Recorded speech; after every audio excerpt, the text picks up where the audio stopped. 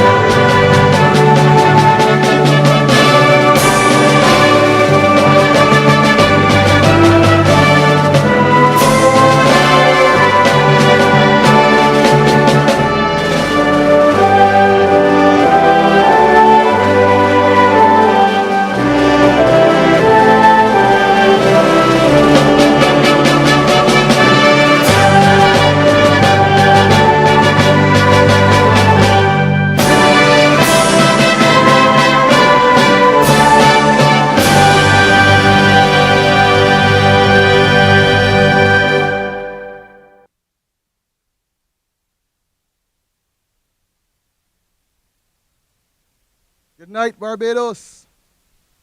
A blessed good night to the Democratic Labour Party family. Those of you who are here with us tonight, those who would have braved the weather, those of you watching online in Barbados and across the diaspora, in New York, London, Toronto, the constituencies of St. Michael South, St. Michael South East, South Central, Christchurch West, and to my people of St. Michael East, special welcome to you. I am Nicholas Aline, and I will be your chairperson tonight. And as we proceed, I would like to acknowledge the President of the Democratic Labour Party, and the future Prime Minister of Barbados, Dr. Ronnie Hayward, and to all of my comrades and colleagues here tonight. As we move into this evening's proceedings, I'd like to first invite and welcome a positive young man, a young man who continues to give of his best to his country through ministries, a man by the name of Matthew Thorne, who would lead us off in a word of prayer.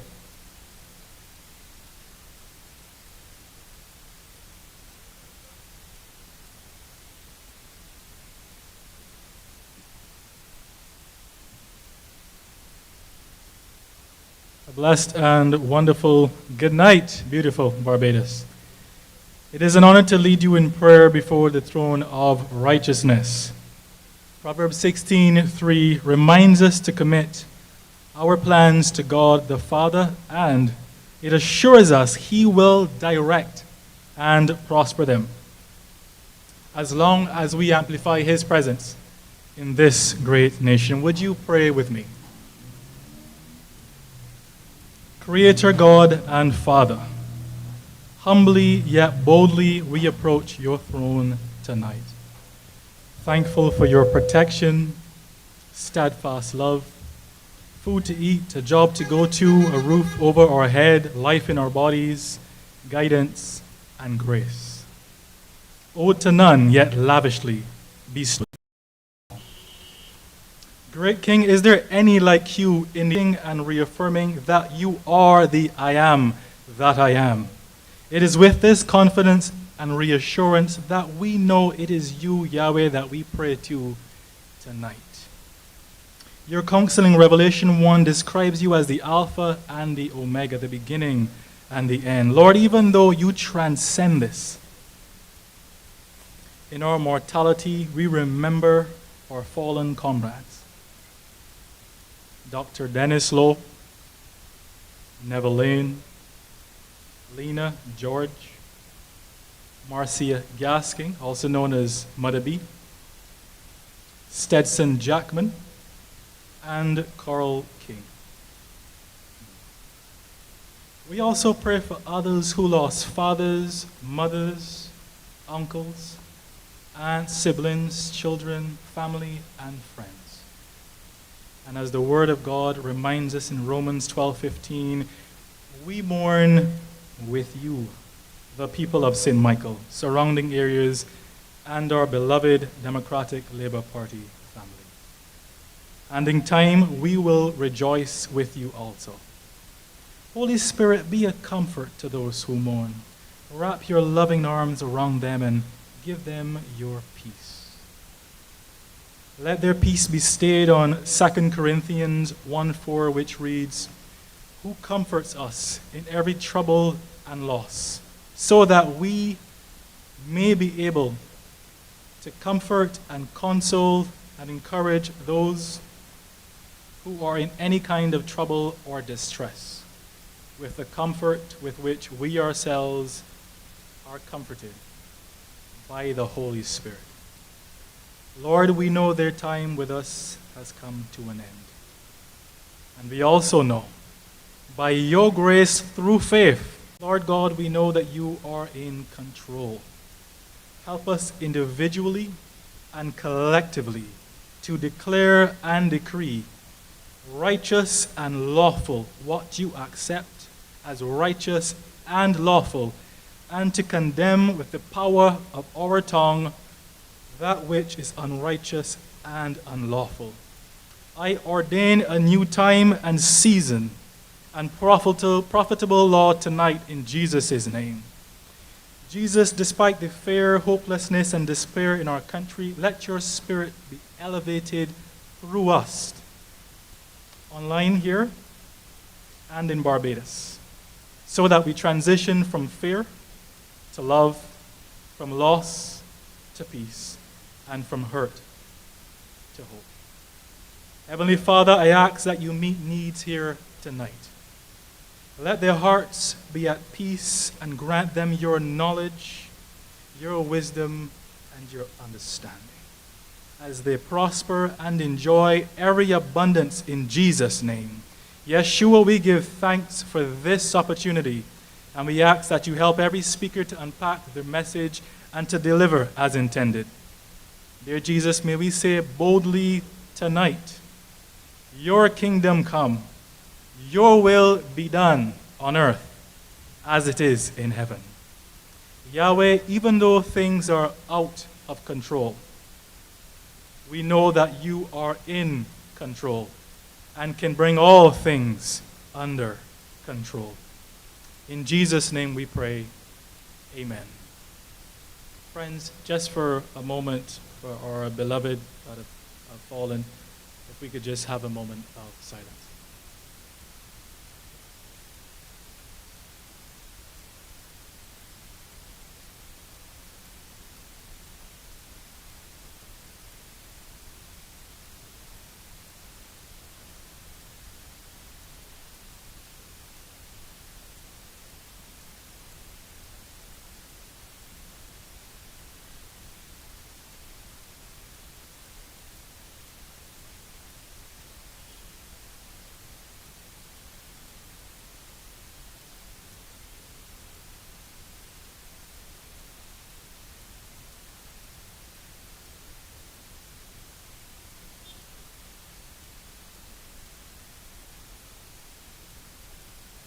Thank you. They will truly, truly be missed. My friends, from my heart, it is a pleasure to have you here tonight. May you all be blessed, informed, and empowered. Thank you.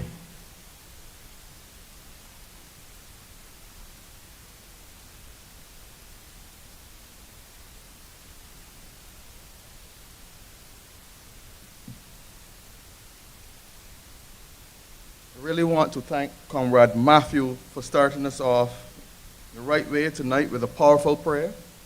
And I too want to pay tribute and acknowledge our fallen comrades. The Democratic Labour Party thanks you for your service and dedication, and may you all continue to rest in peace. Comrades, sometimes the passing of a friend or a loved one often causes us to reflect on our own lives. And as we reflect, we are grateful to be alive and have hopes of a prosperous future. But you see, right now, prosperity in this country is seriously under threat. And almost everywhere I go, all I hear sometimes is, boy, Nicholas thinks dread, despite voting red. The cost just to stay afloat in this country is unconscionable. And I'm not talking about living large and in luxury, just the simple basics. So many Barbadian families find it difficult to afford. I mean, even the cost of Mobi have seen a significant increase in recent months. And what is this government doing? Taking a few cents here off a handful of items, things out of control. Crime.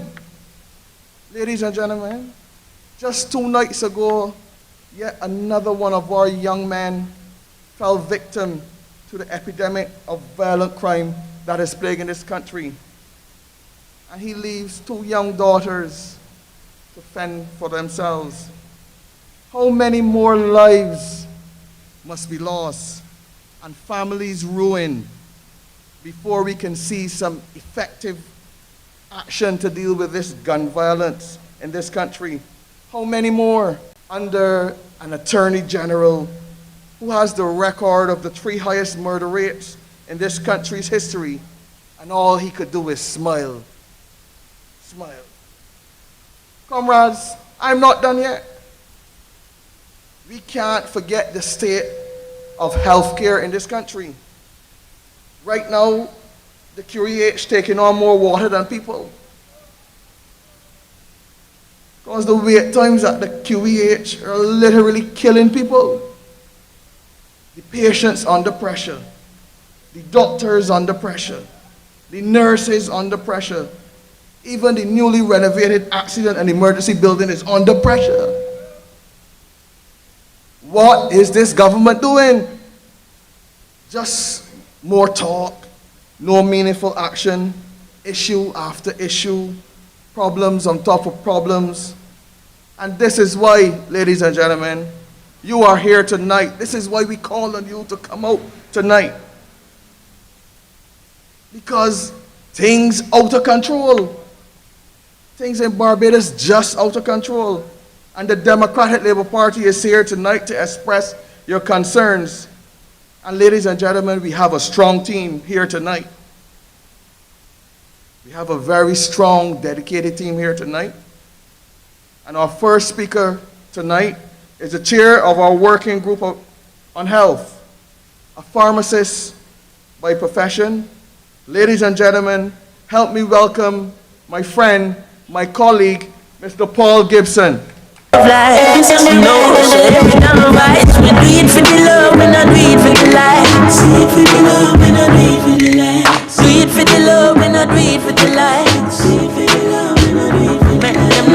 Success don't come overnight. No make them know a substance over hype. Do it for the love, me not do it for the light.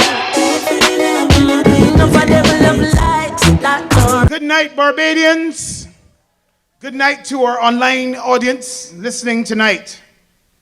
I want to welcome you here tonight to say that we are happy that you've come out. We are happy that you are here to hear to echo what you are saying to us. We are here tonight to echo your voice and to make sure that your message is being sent. There's a lot happening in Barbados, and we thought it necessary in this month, at this time, to come here to address some issues on your behalf. And I want you to give yourselves a round of applause for coming out, for braving the weather. It's good to see so many of you here. And I want to say, keep coming and keep locked tonight, because we have a lot to share with you tonight. Tonight we have listened to you. The Democratic Labour Party has listened to your voice. And we are going to tell you we are going to tell everybody what you are actually saying, because there are so many concerns. Things are out of control. And I want you to remember that tagline, because from time to time I'll ask you to say, all that you've been hearing and seeing has been a lot of smoke and mirrors. But tonight, I want you to know that we are going to tell you the truth, the clear and unequivocal truth as to what is happening in this country. As I said, you are important, and your voice is important. Health and healthcare is a human right, and it is not a privilege for the few, but a right for every citizen of Barbados, whether you are small, big, rich, or poor. And tonight, we want to say to you that there are challenges surrounding health in this country. As the chairman of the working group on health, I want to let you know that the polyclinic system in Barbados is under pressure. It is failing a lot of Barbadians. It is the primary care of Barbadians is something that is important. Many of us grew up and remember when we could go to the polyclinic and get our vaccinations. We can go and get help with managing our pressure, get help managing our sugar, get mental health care, see the dentist. This is how we grew up. But in 2022, we have a situation where when you go to a polyclinic in Barbados, sometimes you see only one doctor and one nurse on a shift for a health region. Did you hear what I said? One doctor and one nurse for an entire health region. And people would have made appointments, made a 3-month appointment, and 6 months later sometimes, because of the workload of the nurses and the doctors, those appointments have to be delayed and pushed back. and you would have made and asked permission for relief from your workplace so that you could go and see the doctor to take your child. You may actually have to lose a salary sometimes to go and see the doctor at the polyclinic. And to go and just have one doctor and one nurse is certainly not good. It is not enough. Ladies and gentlemen, I want to say to you that the Democratic Labour Party is saying that the primary health care in this country needs to be addressed. Of course, the nurses and the doctors and the pharmacists are burnt out. And before this government looks at funding the primary care system in Barbados, they're flying all over the place. Flying all over the place, spending millions of dollars, and not addressing some fundamental issues of Barbadians. Tonight, we want to make sure that we make some suggestions to the government as to how to address this matter. But we will do that a little later, because we realize that at the polyclinic level, things are out of control. Things are out of control. You make a 9 o'clock appointment and when 2 o'clock p.m., you cannot see a doctor. You cannot see a doctor.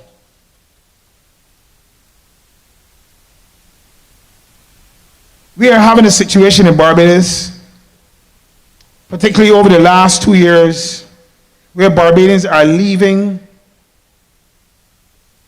the private practitioners in Barbados because they cannot afford to go to a medical doctor like one time. They can't do it. Because of the economic situation, because of the high prices, because of the high gas prices, because of the high electricity bills, they are no longer able to push their hands in their pocket and take their children and themselves to a private doctor the way they used to do before.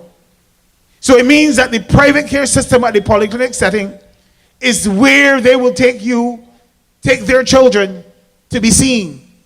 And the reason being is that that is really all right or wrong. The food prices are high, as I said. The gas prices are of best to Santos slab. That is how you run. That is how you run it. And that took us through the last 2.5 years. They said, they talk about the last decade. No. Let me tell you something. That singular building took us through that pandemic. The Blackman Gullop location that was specially built was also a project of the Democratic Labour Party. And that took us, and this is what I'm talking about. You need to put money and funding where it matters and where it impacts Barbadians. Not just the rich, and not just feeding the poor money cash, but for the middle class, they're important too. They're important too, and they're the ones that are feeling it at this time. Ladies and gentlemen, tonight, the question is, how did we become like this? How would we get our polyclinics back to where it needs to be? Where people are seen in a timely fashion, where the chronic non-communicable diseases are managed effectively. Polyclinics were already struggling to deliver healthcare quality before when this government took over, before the pandemic. And I'm going to tell you something, they have not recovered. They actually took the time to open a 24-hour facility at Sir Winston Scott Polyclinic. And let me tell you something, it is so difficult to get care at that location. It is tremendously difficult because there is not enough nursing staff. There's a shortage of approximately 250 nurses. A shortage of 250 nurses. And you're going to try to open 2 24-hour facilities? You have to go, ladies and gentlemen. The government needs to properly fund the polyclinics and prioritize their services. They need to adequately have enough doctors and nurses. They need to have the requisite medical equipment and supplies and proper human resource planning for those institutions. You know, this is not just about health in 2022, but it is about health excellence. That is what we need to be giving to our Barbadian people. We have to be improving not only the experience, but the processes in the polyclinic sector. No one should have to take a day off from work, a whole day, to be seen by a doctor. The Democratic Labour Party understands that service excellence in healthcare is what the people of Barbados deserve. That is what the people of Barbados deserve. And I need to take a pause at this time to pay tribute to the hard-working doctors, nurses, pharmacists, and other healthcare professionals that have committed themselves over the last couple of years, because they are burnt out. They are at their wits' end, and I want you to give them a round of applause, ladies and gentlemen, tonight. Give them a round of applause.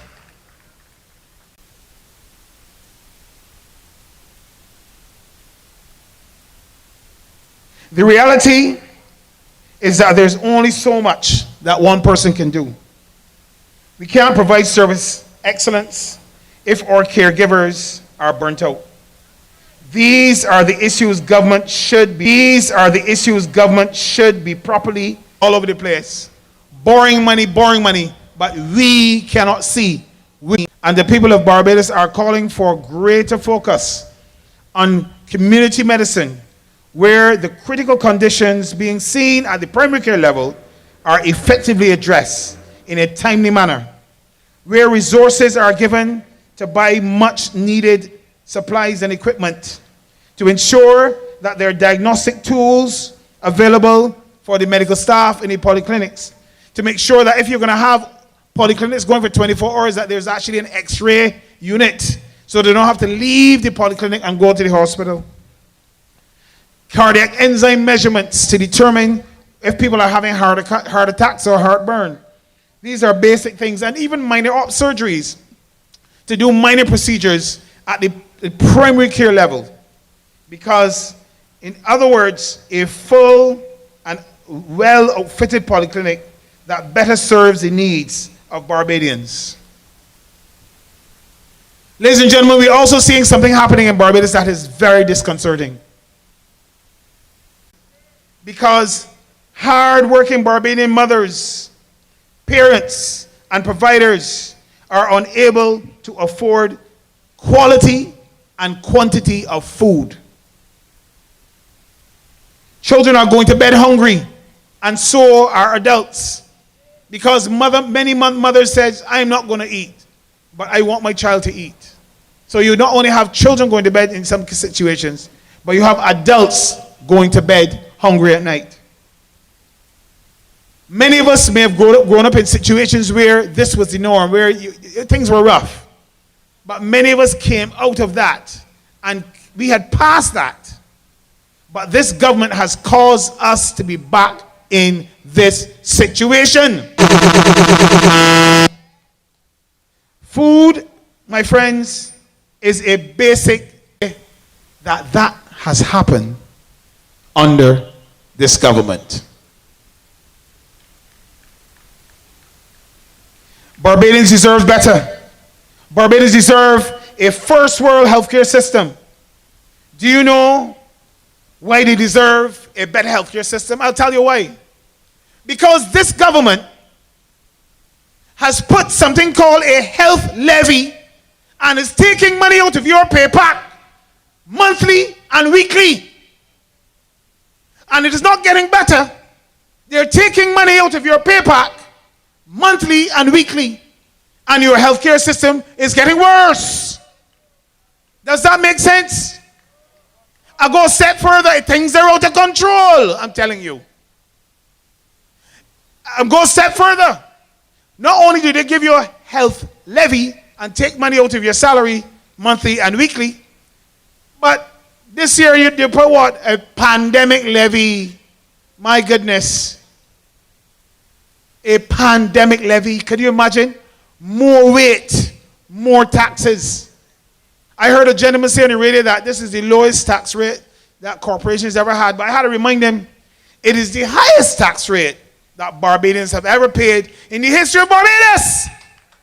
In the history of this country, it is the highest tax rate that we have ever paid.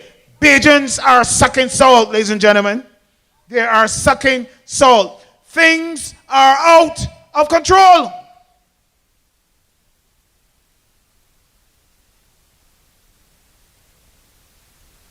And I want to move now to something. I want to go to the Queen Elizabeth Hospital. I want you to say, oh there. I can't hear you say, oh there. Oh there. You know exactly what I'm talking about. When I say to you that the Democrats waiting for a bed an entire day, that my precious mother would still be with us today. This is my personal belief. And many of you have experienced that. I can call names now, but I don't want it. Many people have come crying, why? What? And I said, I understand. I know your pain. I feel it. Because I know that if she was sent up to the ward, C5, 24 hours earlier, that she would probably be playing with her grandchildren now today. And they would not be feeling the hurt of losing their precious grandmother, the only remaining one. You see, when we talk about health, health is real. Health is people. You can't play too much politics in health, you know. But you need to fix the thing. You need to fix it. You need to sort it out. You need to get it right. Comrades, ladies and gentlemen, I share your pain for your families, your children, the elderly, who would have given the best years of their life, particularly the elderly, would have given the best years of their life to this country, Barbados. The best years, the 60s and the 70s. And you're going to tell me that the system now, that they're in their old age, is going to fail them? That should not be. They work hard. And so this government needs to get their act together. They need to deal with the issues of supplies, of hospital medical supplies. They need to deal with the issue of the number of nursing staff and get it sorted out. They need to deal with the challenges. $80 on Monday for school. And when he came back home, she said, you have $10? She said, no, mommy. I spent $14 in bus fare. And it hit her, oh my goodness, for the next 10 days, I have to look for $200 a day for this youngster. In 30 days, that's $600. And she has a few children very well. Let me tell you something. The pressure of buying food, it is significant. And the government has continued to put tremendous pressure on the people of Barbados. And I'm going to tell you this. Surgeries at the QEH are being put off. Not only because we're in a pandemic. I know people year after year after year that cannot get procedures done. And I'll tell you something. I heard the Attorney General make his utterance. And it was very, to me, in my opinion, it was very callous what he said. Because what he didn't realize in his statement is that he was denying the fact that the blood supplies at the blood bank at the QEH are being consumed because of gun violence and violent crimes in this country.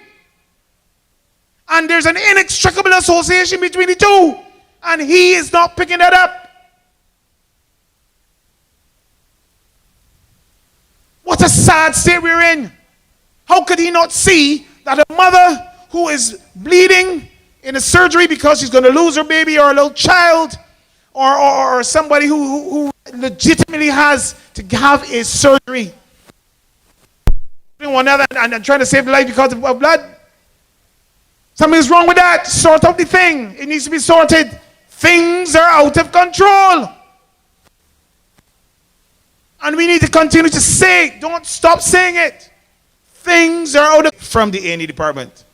They built a $39 billion facility and left the exit the same size. It means that the government was clueless about building that facility. Because if it was that they could just build a facility and fix the problem, it would have been fixed. Right or wrong? But you are seeing more people lying in the corridors of the QEH than you've ever seen before in the history of this country. Because they don't understand that bedboard management is important.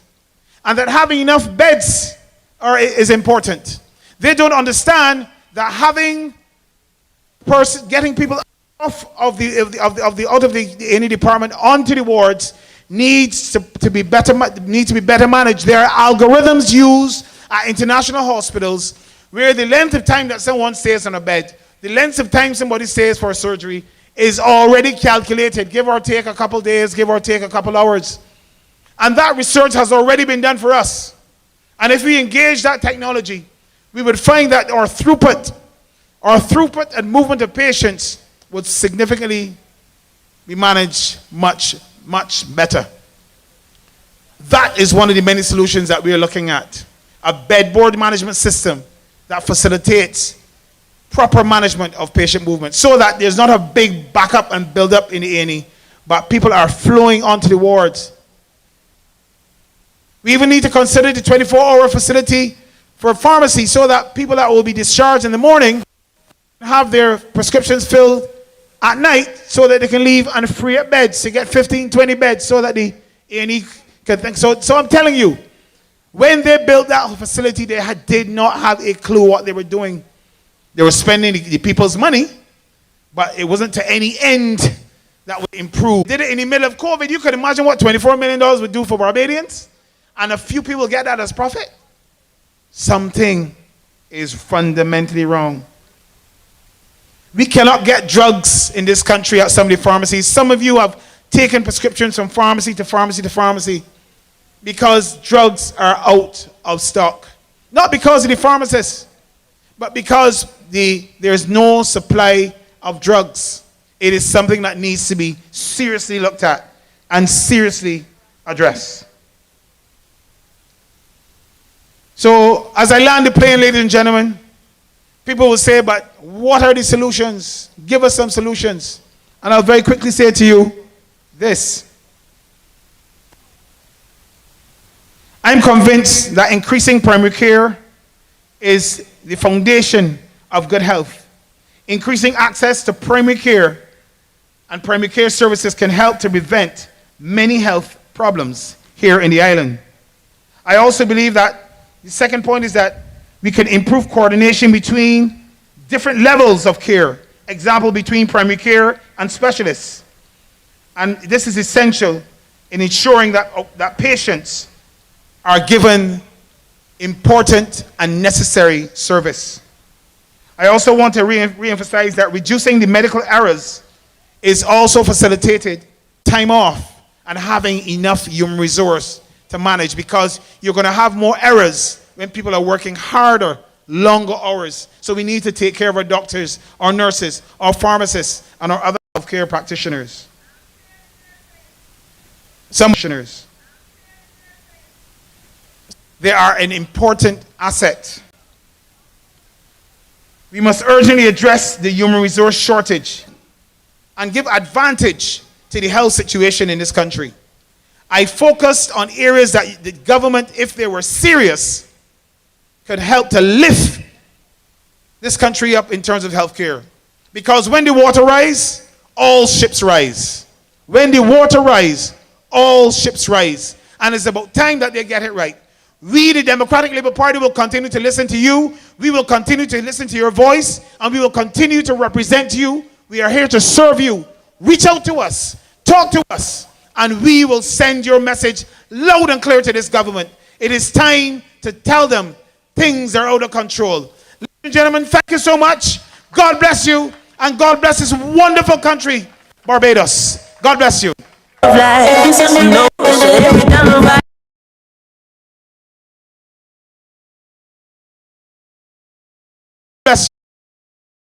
Positive contribution to economic growth. Thank you, our chairperson of the Working Group of Education. I'd like to introduce tonight Miss Melissa Savory Gihins.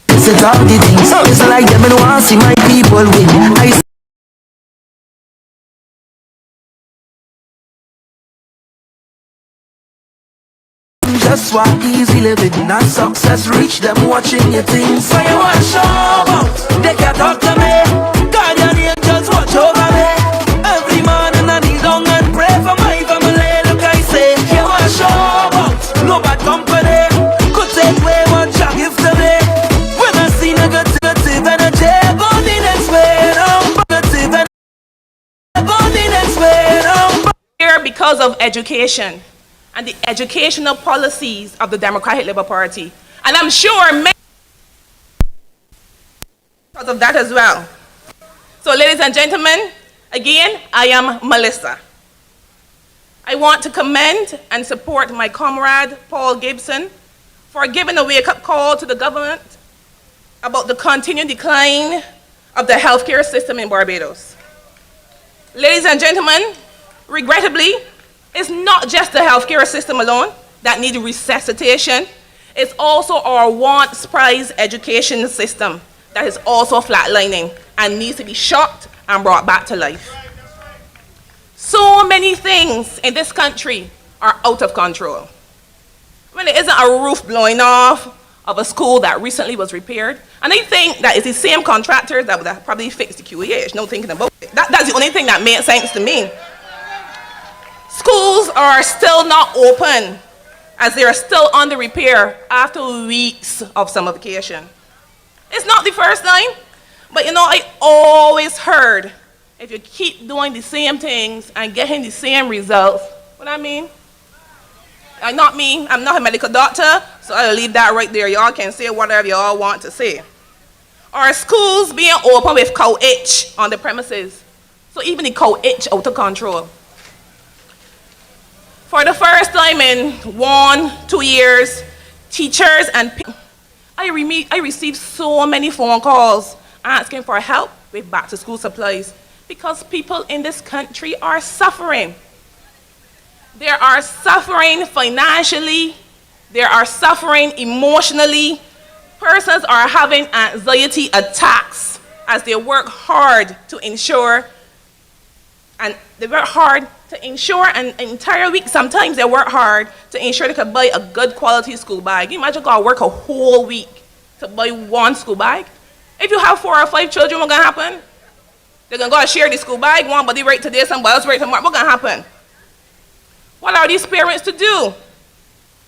Parents, be assured the Democratic Labour Party will continue to listen and to try our best, even without, because we don't have any financial support. So with our limited resources, we are going to try to help you however we can. We understand and we know without a shadow of a doubt that you and you deserve better. You all deserve better. And we, the Democratic Labour Party, are here for you. We are listening to you. But do you know who's clearly not listening? Clearly not understanding the pain and your hurt and what you're going through? The government of Barbados. If we had a government that worked, if we had a government that cared, and if we had a government that knew what it was doing, and if they were listening, they would know what we know. They would know that what? Things out of control. Unemployment out of control. We get calls every day asking about jobs. Cost of living out of control. Now, some people might say, but how you can say that? We just get a nice basket of goods there with reduced prices. Anybody get that? And would be affordable. This is a holistic approach that the Democratic Labour Party clearly understands. I'm a part of a party who understands. We understand that we can't empower our children and ensure that they have the best education if they can't afford the tools needed for empowerment and success. Comrades, ladies and gentlemen, it's not only the cost of living putting students at risk, it's the delusion of this government that the last 2 years where COVID-19 affected all of us, especially our students, did not happen. And it's all is well that ends well. That's the attitude that we have been receiving. Too many students, our children, through no fault of their own, have fallen behind because of COVID-19. as our school system does not have the infrastructure to ensure our students were not disadvantaged. Many of them had no laptops, no computers, no tablets, no internet, therefore little to no school time, no electricity, no extracurricular activities, and they can go on and on and on. But you don't need me to tell you because you have experienced it for yourself. We all have experienced it, and we continue to experience it every day. Yet, government is sitting with its head buried in the sand, refusing to acknowledge that the students need to catch up. These students, parents, and teachers had during COVID, and yet there's nothing happening to supplement the educational loss. Why has school restarted and there's clearly no change in the curriculum to help these children catch up? Why are our children being left behind to fall by the wayside because some parents can't? Who gonna hire them? And then we complain about crime? Come on, what do we expect them to do? Yes, teachers are here to help, but who's gonna help the teachers? As a Democratic Labour Party, we understand teachers want and need additional support. Someone to tell us, what are the plans for the after-school programs? What are the plans for additional lessons? What are the plans to assist teachers and parents to get students where they need to be educationally and emotionally? Why hasn't this administration assessed the number of students that have fallen behind? How many? How many have fallen behind? They don't know. They can't tell you. They don't know. Why is there no formula of a policy agenda? Why is there no formulation of a policy agenda? This will help students to catch up. Why? What's the problem with all these consultants? We can't get it done? What's the issue? Now answer this question. We are now what? Second Minister of Education? When you think things would get better, apparently they're only getting worse. I mean, come on. For the sake of all, I'm imploring the government. In fact, I'm at the stage where I'm no longer imploring. I am begging the government on behalf of our students, parents, and teachers. I'm also begging on behalf of myself. Why on behalf of me? Because these care workers, teachers, pharmacists, accountants, everything, they are the next Barbados. Those are the ones that want to take care of me and you. But they can't do that because why? This lost education gap. And we need to fill it in order to prepare our students for success. Now, again, why can't the government bring together the stakeholders? Who are these stakeholders I talk about? Post-pandemic.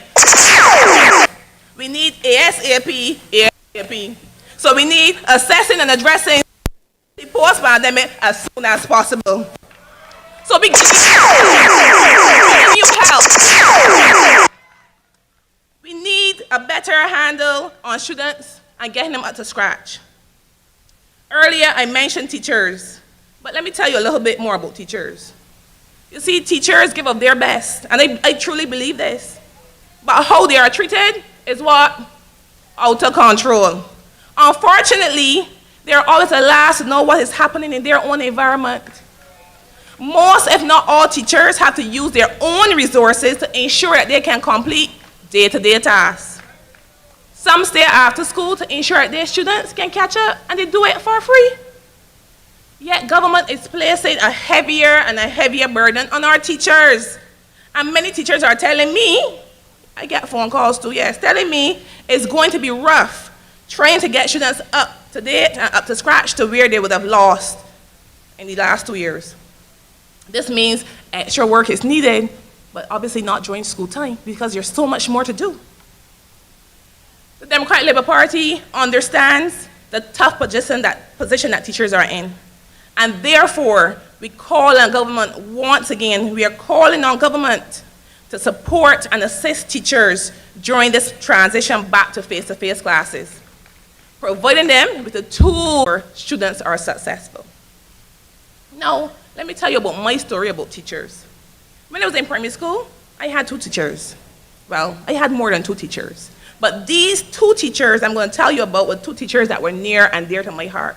And anybody who went to St. Paul's Primary School may know of Miss Joseph and Mr. Clark. Miss Joseph used to teach lessons after school. My mother couldn't afford to send me to lessons. But Miss Joseph said, I am where I am because I always speak about a lecture that he had when he was at Barbados Community College. So the teachers don't only help from children young. He was at Barbados Community College and he said he was failing all of his subjects. And his teacher pulled him aside and said, listen, you have so much potential. You have so much potential and you can do a lot better. And he said he felt so badly, but he said it motivated him to do what? Study and do his work. And he said, and since then until now, he's never failed a subject. Because he realized, I can do better. Nobody has ever told me. He said, Melissa, nobody has ever told me that. I always thought, I just doing this thing. But then he realized, I could actually do better. I can make something of myself. And he has made a lot of himself today. There are but a few of these experiences, not only mine, but I bet that probably if you think back of your own lives, that you have some experiences that you can think about where your teacher was helpful to you and the excellent work that they do. Therefore, ladies and gentlemen, we clearly see a holistic approach to education, and we see that this approach is desperately needed. To this government, I know you are out there listening. And if you're not listening, I'm sure somebody is going to tell you. Relief. We as a country want our children to succeed. They are the light of our future. Let me repeat that. They are the light of our future. Please don't dim that light.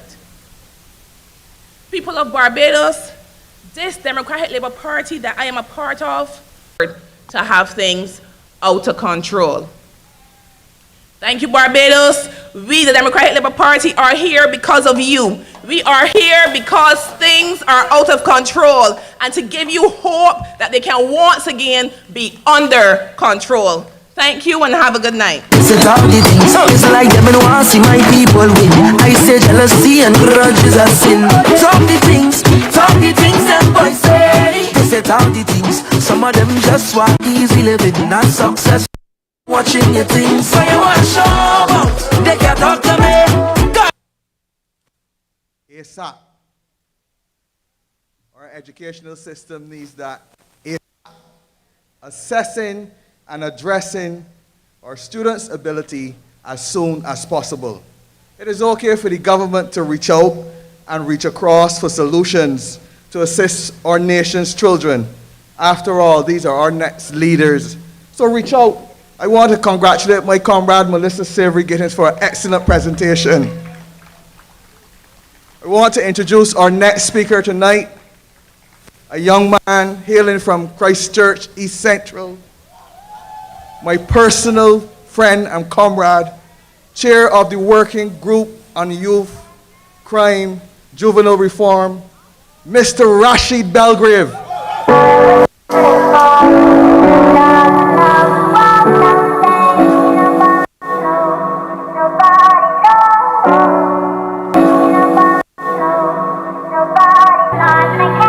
Good night.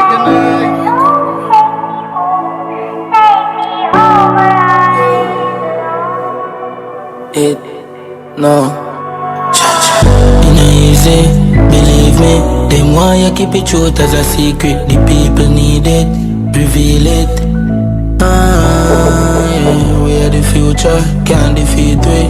If we get a my colleagues and comrades here tonight to speak. My colleagues and comrades in the crowd tonight to support us.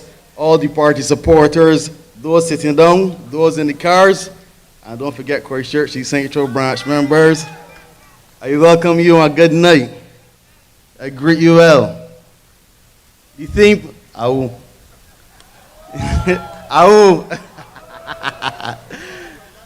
The theme for tonight is that things are out of control. And that is something that we wholeheartedly agree with as Barbadians. Things are going out of control in this country that only a few months after the election, you have to be on the podium holding public meetings because things are not going the way that we hope. things are not going the way that we hope they would have gone. Now, one of the things that are clearly out of control, something that we cannot miss, a few days may pass, but some sort of action happening, is violent crime in this country is going wild and out of control. Brazen and emboldened young people, young persons committing violent acts of gun crime across this country. Only a few days may pass, but then you may get some action. Bullets here, bullets there, and bullets everywhere. And that is not the country that we deserve to live in this time and age. And what is the government doing about it? Shadow Minister for Attorney General was calling the resignation then General. So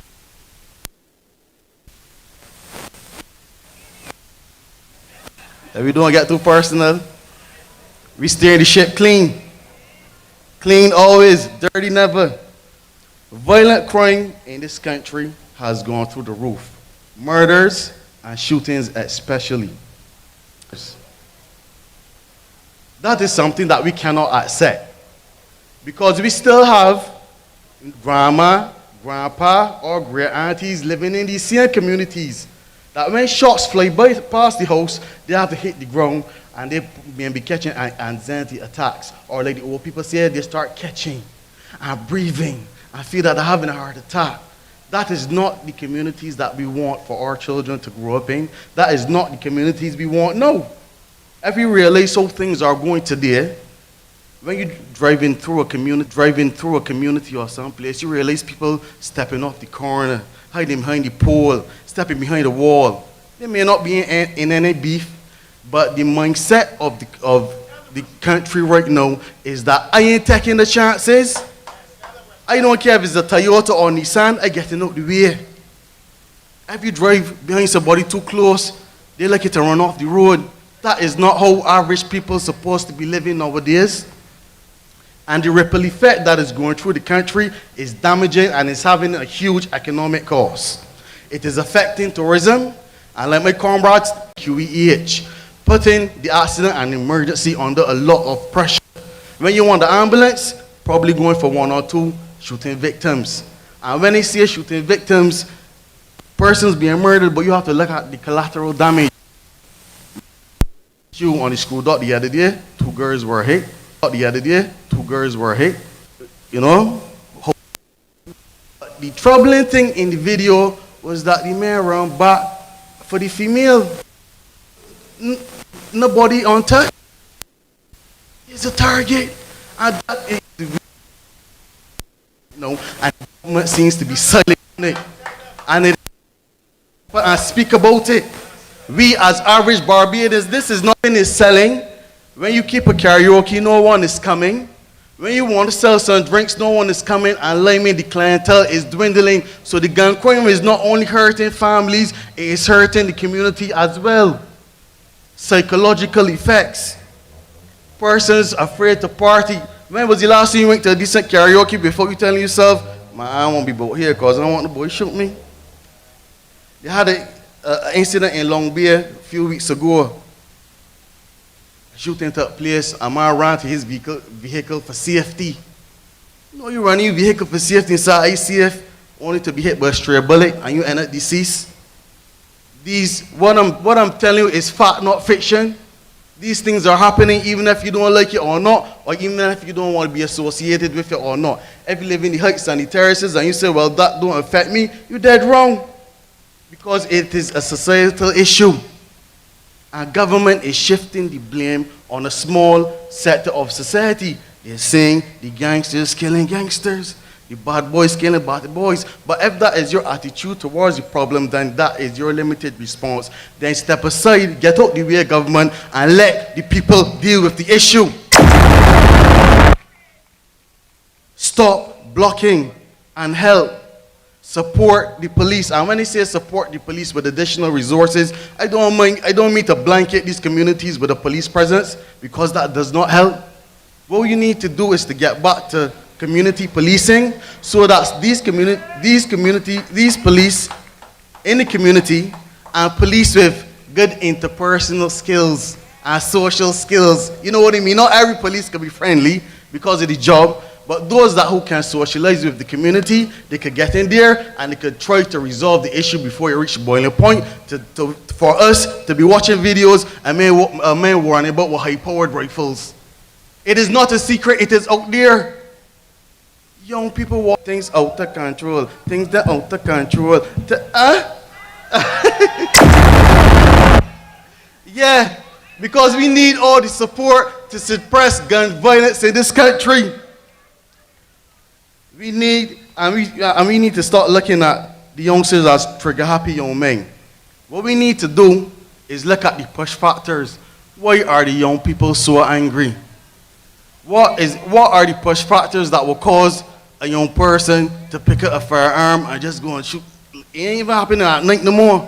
Broad daylight. And they're not leaving any witnesses either. So what are the push factors just so young people will wake up one morning and start to shoot people?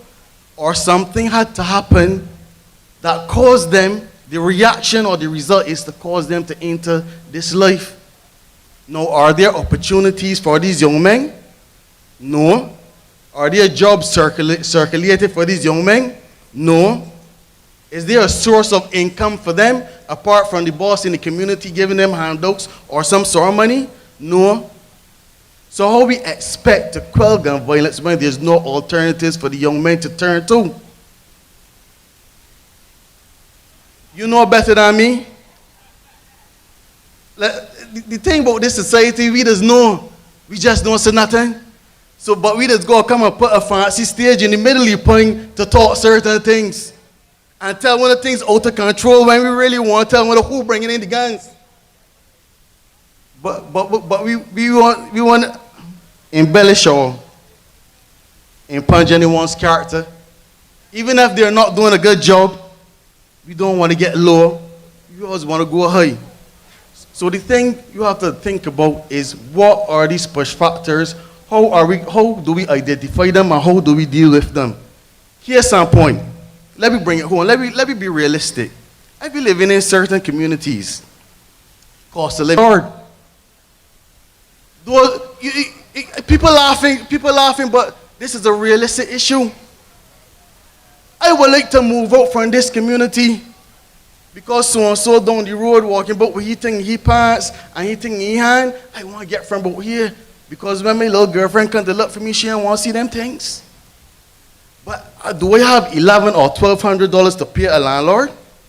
No. If I move on and start paying rent, but they have the same amount of disposable income to put in gas or pay a bus fare or give she a little saying. You know, women is one all, but anyhow, these are the critical decisions we have to make in this lifetime. And we should not be making these decisions. Either duck from bullets or duck from a landlord. That should be a no-brainer. But there's not enough money circulating. People are always going to cut short. They're going from a full week to 3 days. 8 hours to 5. Pardon? Yeah, except that fella. Them is get a lot of money. But the point I am making to you is that even if you are considering moving from around this kind of behavior, moving from around this kind of gun violence, it is difficult to move from due to certain financial limitations. And that should not be in 2022. What are the alternatives? What are the suggestions? What are they doing? What are the government doing to help us to move from one situation to another? Nothing. And then years ago, they want to call for the sacking. We should be calling for the sacking for all these ministers. All 30 ministers and all 30 consultants. So tell me how all the seats fill, all the ministerial positions fill, all the consultancy positions fill, even though to the janitor fill with the friends, and still can't get nothing work from the government. Nothing is not working. Things are too out of control. The QEH, education, crime and violence, youth. The government killed the Barbados Defense Force sports program. The only program in Barbados that paid you for playing sports. You go and practice in the morning, practice in the evening, 4 weeks, and you get a paycheck at the end of the month. All of us are not academic. All of us may not be into skills trading. Some of us are good at sports. And you had an already existing program, the defense program, sports program, sorry, that you could labor on and probably expand and then incorporate probably a multitude of academies across Barbados, not only in football, probably in cricket, probably in tennis, probably in draft, even dominoes. We have to use what we have to make it. I see we have being flag Rastafari. Blessed, respect in every aspect. So we have to curtail and challenge the government on what they are doing to help this country move forward. We have to target the youth and provide them with solid opportunities. And I'm an attorney at law. And I want you to know, as one of my colleagues said to me, QC, lawyers are who encourage gun violence. We do not condone it. Because what society sees is one side of the story. Society sees a young man in handcuffs in front of the paper and persons online making comments like, hang them, lost them way.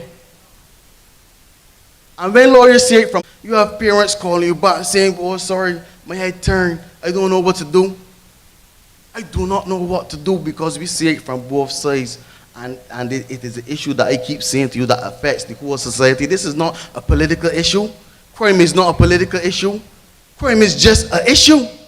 And whether BLP, DLP, or whatever party in power is something that has to be dealt with and dealt with effectively. Not the commissioner of police getting with the AG saying like bad boys killing bad boys. What kind of foolishness is that? That's the society we like it to operating in 2023 and 2024. It cannot go on. Things out of what? She hear the choir sing. Now, we must empower our youth, and it must be a multi-pronged approach to community policing and youth empowerment, and like I said, providing alternatives for these youth. But that brings me steadfastly into the issue of the government industrial school. Oh my, my. Like I said, years ago they were calling for persons to be sacked. Tell me who should be sacked now? And this is not coming from the Democratic Labour Party. Almost. That is not coming from us. There's the Women in Action Network, one of the charities and organizations fighting for these young girls at this school, rights and the interests of our young people at this institution. Now, things at the institution have clearly gone out of control. That is the theme for the night. Things are spinning out of control. This government has done absolutely nothing to fix the issue. And it took us to September, and still the report is not published. And Barbadians demand that report is published. Why? Because it goes to the core of the Barbadian society, how we treat our young people, how we treat our young girls. Yes, they may be wayward, but I can say all of us probably done something wayward in our youthful lives before, and we should not be punished for that.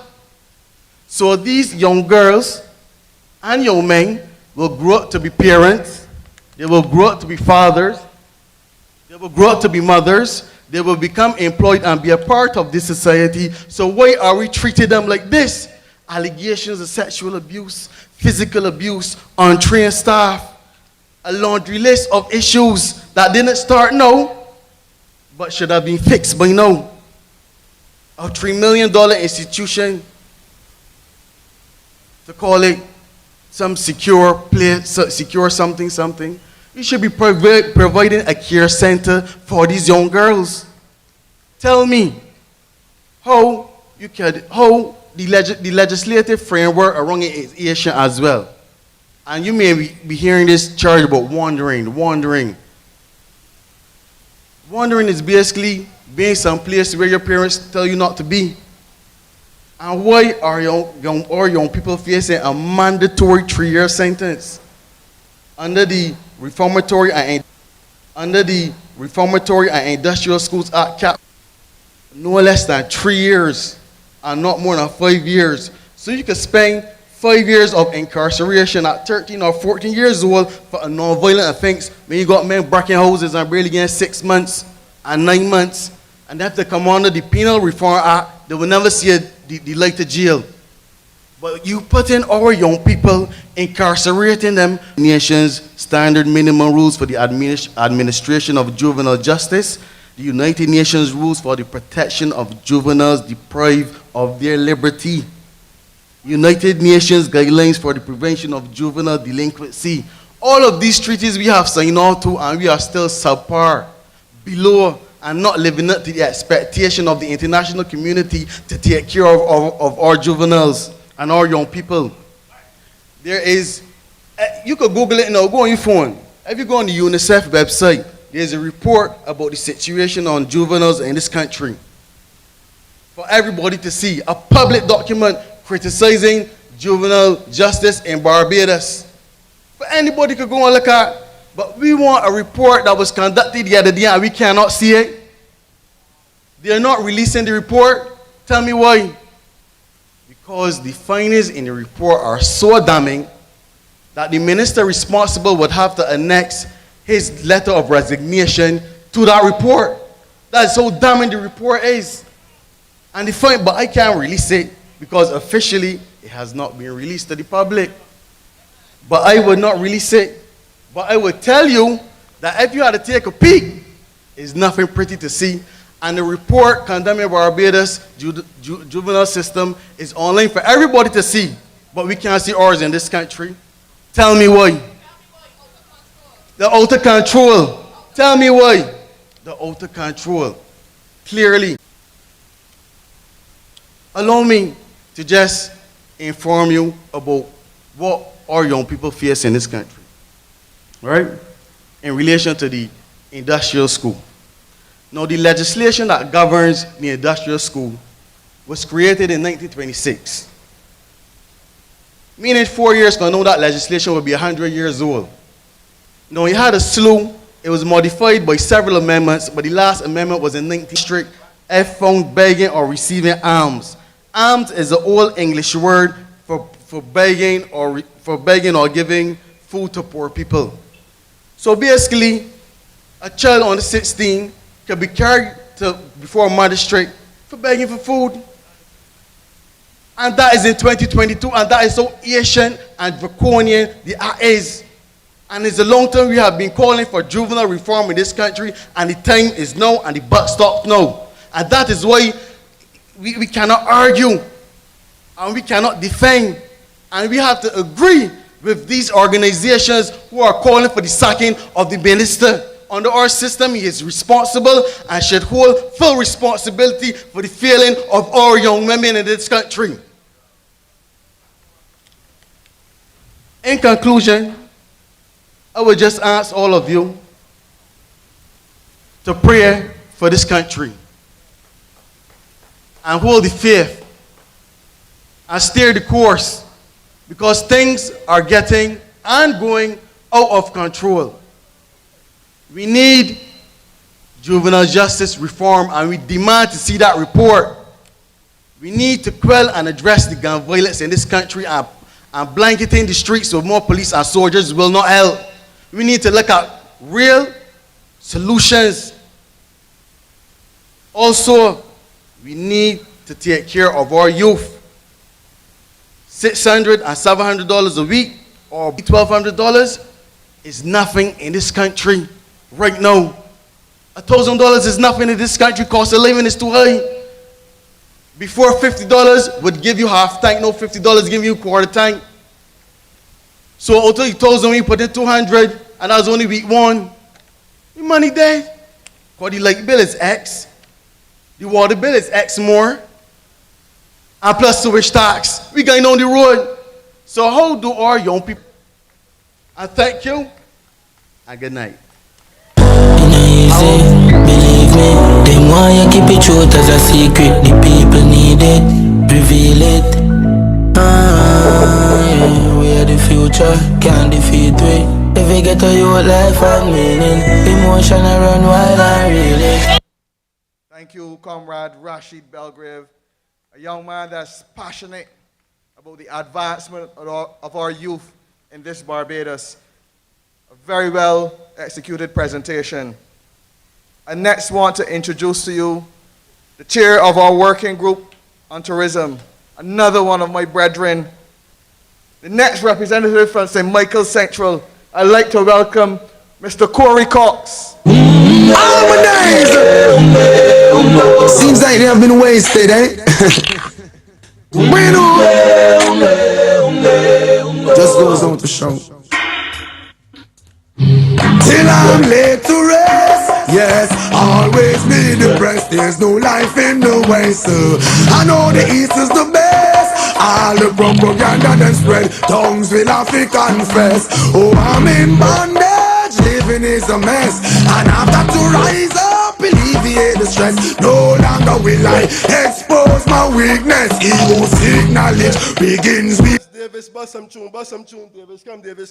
humbleness. Work 7 to 7, yet we still penniless. For the food up on me table, master, God bless. All of the needy and shelterless. Ethiopia await all prince and princess. Till I'm laid to rest, yes, always be depressed. There's no life in the Yes. I can't deal with them because things out of control, people. Things out of control, man. I hear my man Buju working 7 to 7 and he's still penniless. It isn't peculiar to Jamaica, ladies and gentlemen. I want to pay my respects to the late Dr. Dennis Lowe. It breaks my heart that I can't look to the side tonight or somewhere down here and see Dr. Dennis. That is the honest to God truth. Dennis was a real down-to-earth person. Never pompous, never cocky, always approachable. And if Dennis could empower every single man in Christchurch East, trust me, he would have. And I enjoyed going to his platforms as a junior and speaking on his behalf. And if there's one thing that it will take for me, it is a fight for the welfare of everybody in this country. Because that is the kind of representation that we need, ladies and gentlemen. They gave us all kind of promises, but they failed to deliver all of them one by one. But tonight I can spend some time on tourism.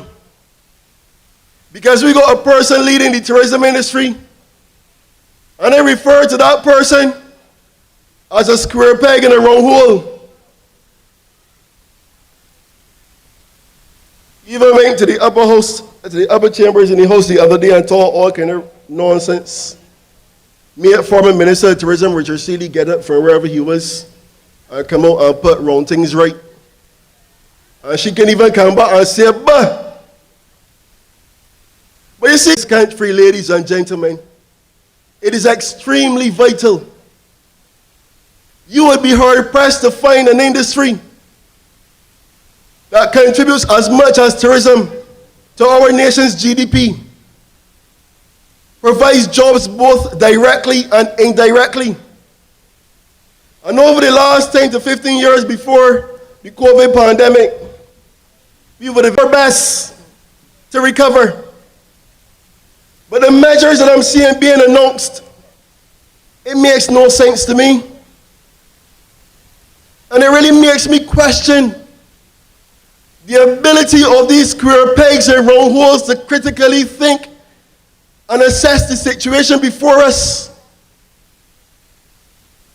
and ascertain how will we drive tourism forward. I hear people jumping and prancing them all good Kropova was. Kropova was a success. But how do we measure success, ladies and gentlemen? Because that is a fleeting word. I guess it's pretty relative. A lot of bands ain't come out. I ain't see BH, I ain't see Paul before, I ain't see Koza, I ain't see Contact.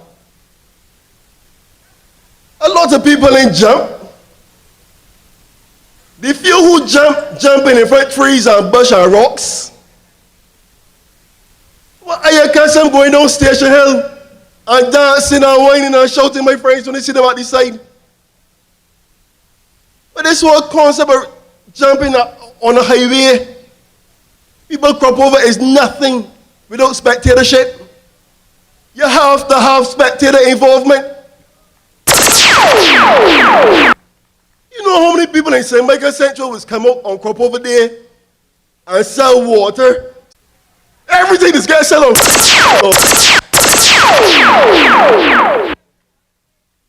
You can't even contain vendors on the highway. And before the masqueraders can get by the second roundabout, they're walking and they're tired, sun hot.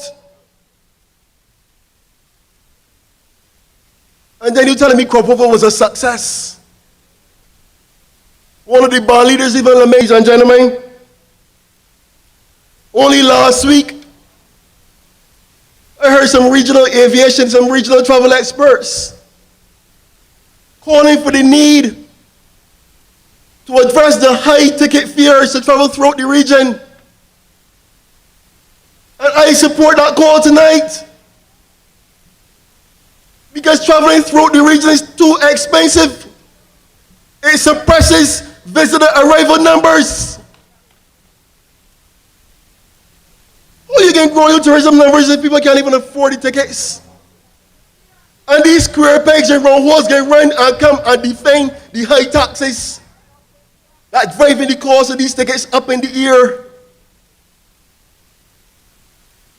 I refer to it as killing the goose that's trying to lay the golden egg. How are you going to have tax values 50 and 60%? Taking the ability to purchase tickets out of the reach of the ordinary man. It will make more sense to reduce the taxes on the tickets, making the tickets more affordable and appealing to our brothers and sisters to move throughout the region. We have CPL going on. You don't think a lot of us would love to jump on a plane and go and watch a day or two, a CPL? Especially with Barbados playing second. We don't think they lost the game yet. We can't even get a Barbados army. And in this summertime, regional tourism is extremely important. They took the decision to pull out of Liat.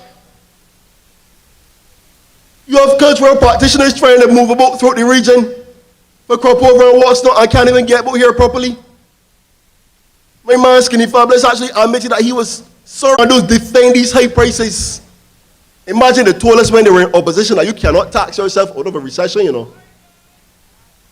And these people are experts in doing one or two things or both. Either taxing or borrowing. Nothing else. We can even see a cruise ship in here for the summer. No, don't get, no, listen, let me cast our minds back to only a few months ago to a year. When all these cruise ships were docked all over Carlisle Bay and down by the flour mill. Mashing up all the coral reefs. Don't forget. Some passengers on these ships, COVID positive. Other countries are denying these cruise lines to dock their ships. But we took them. And they said we are open for business and we are going to take them because when COVID is gone, they will come and they will do business with us. But know that this is the summer and we need business where they are.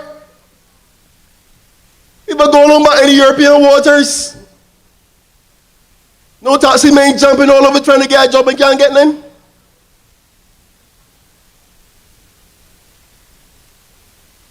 They have no real plan thought out for this industry. And what concerns me is our fathers are employed in this industry.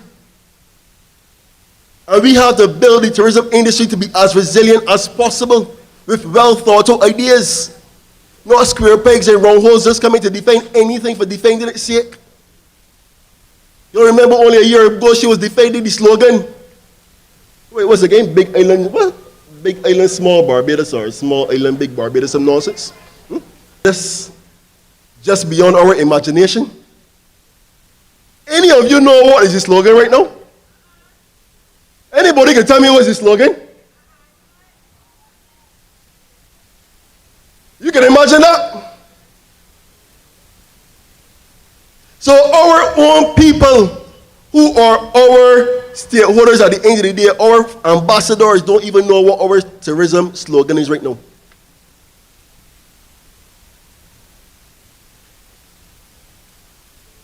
Tell me where we really going, ladies and gentlemen. You understand what we say to make things but we are out of control? Things out of control!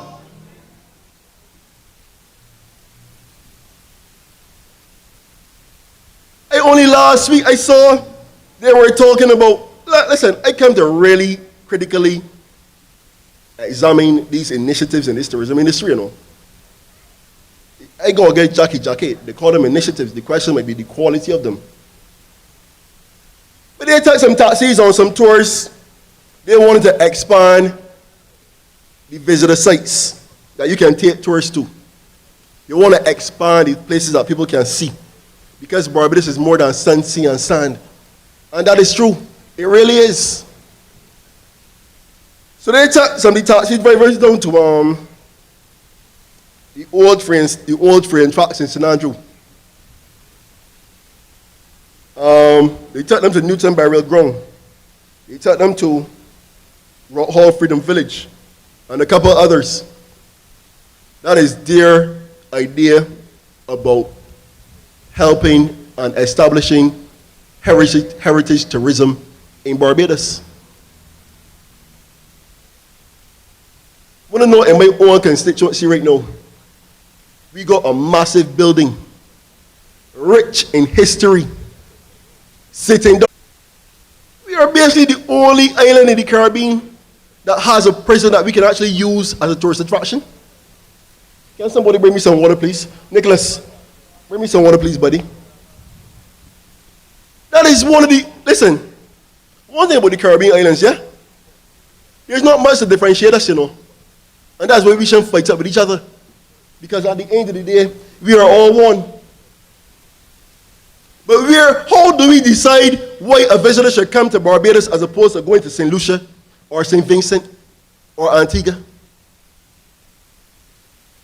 But the longer we let Glengarry Prison sit down idle, the more money it will cost us to refurbish it. But I agree. Because the lock's still working. $25 million for houses, emergency houses, and we only see Tings Outta for $25 million. So I agree. But on a serious note, Glengarry Prison is rich in history. Having been established sometime in the 1800s or something like that.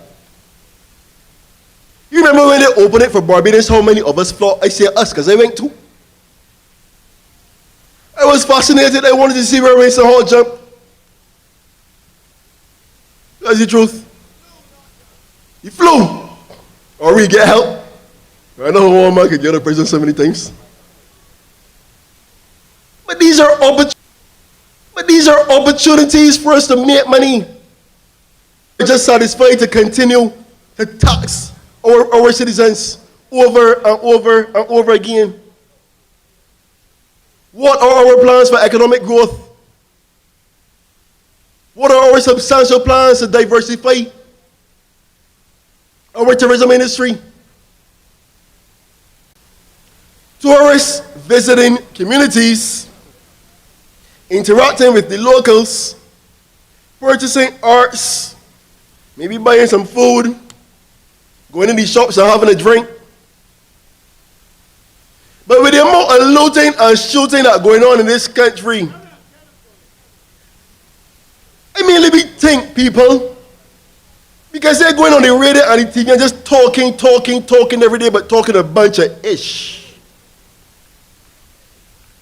Rubbish. We can really tell ourselves that we want to launch community tourism today in Barbados with crime under control. Why You know, hear people say at the press conference that we shouldn't even be concerned because the criminals not after us. They after each other. Why do they know that the criminals have their own little section in Barbados to live with themselves? If we as residents can't be safe and we concerned for our own safety, how are we going to bring tourists out there? We go clean your own house before you can invite guests. But every time they go on shooting, you can just hear a guy Smiley saying, oh, it was a spike. Another shooting, it was a spike. Another shooting, nothing to be concerned about, it was a spike. But Barbados, a spike plus a spike plus a spike equals. And government has to take the lead in addressing the crime situation in this country. The BSTA came out the other day. I even said this and I supported it. Government has to get a handle on the crime because it can have potential deleterious effects on tourism. What are we supposed to do? We cannot get away from the external shocks. You have the pound on the decline. The UK is a vital market for us. You have North America with the federal, no one noticing the federal bank, no one noticing the increase in interest rates, which will reduce people's spending power. People don't have to come to Barbados, ladies and gentlemen. I remember when we kicked up a fuss when the UK wanted to increase the airline passenger duty because we saw the negative impact that it could have on tourism. Because the further that visitors travel, the more tax they paid. It is simply too expensive to be a tourist in Barbados. Goodness gracious, it's just too expensive to be living in Barbados, period. We need relief because things out of control. These people coming, the raise tax on the room rates, the Airbnb. Listen, these people tax them on everything.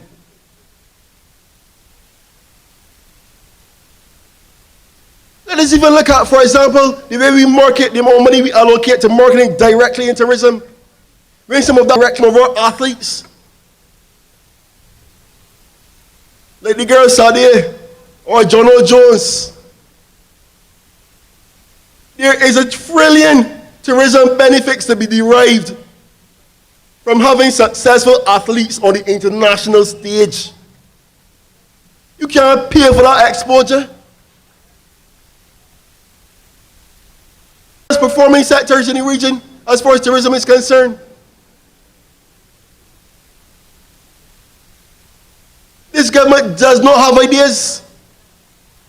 None. No ideas to boost tourism. None.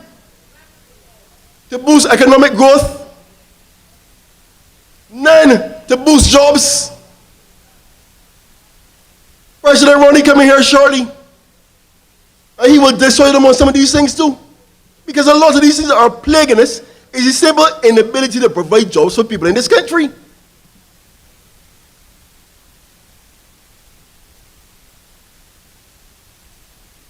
People, we need serious. We need to take a serious look at the state of our #1 earner in this country. We need someone who understands tourism, ladies and gentlemen. Somebody who knows tourism. When I look at that track record or lack thereof, it is waste time.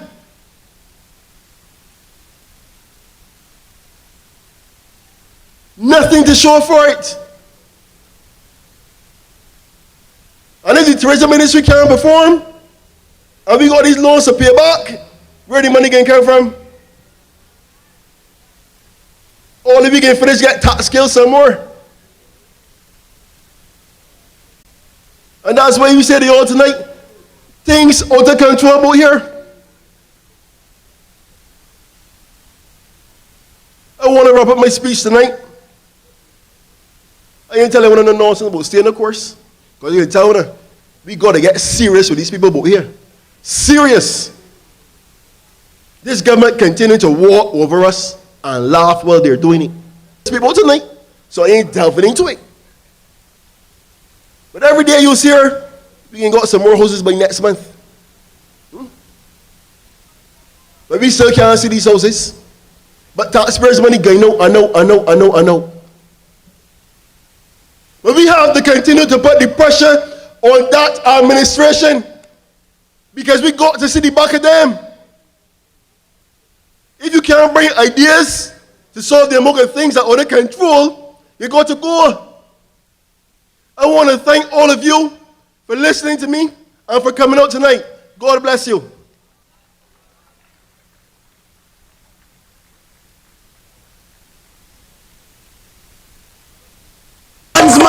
Messiah speak unification now on the feet. What a day when we walking down Redemption Street. Man up our head, Bible in a hand, one and all. Make we try the promised land. Would you go down the Congo, stop in a Shashamane land? The city of Ferraris where Selassie come from. In Addis Ababa, then Botswana.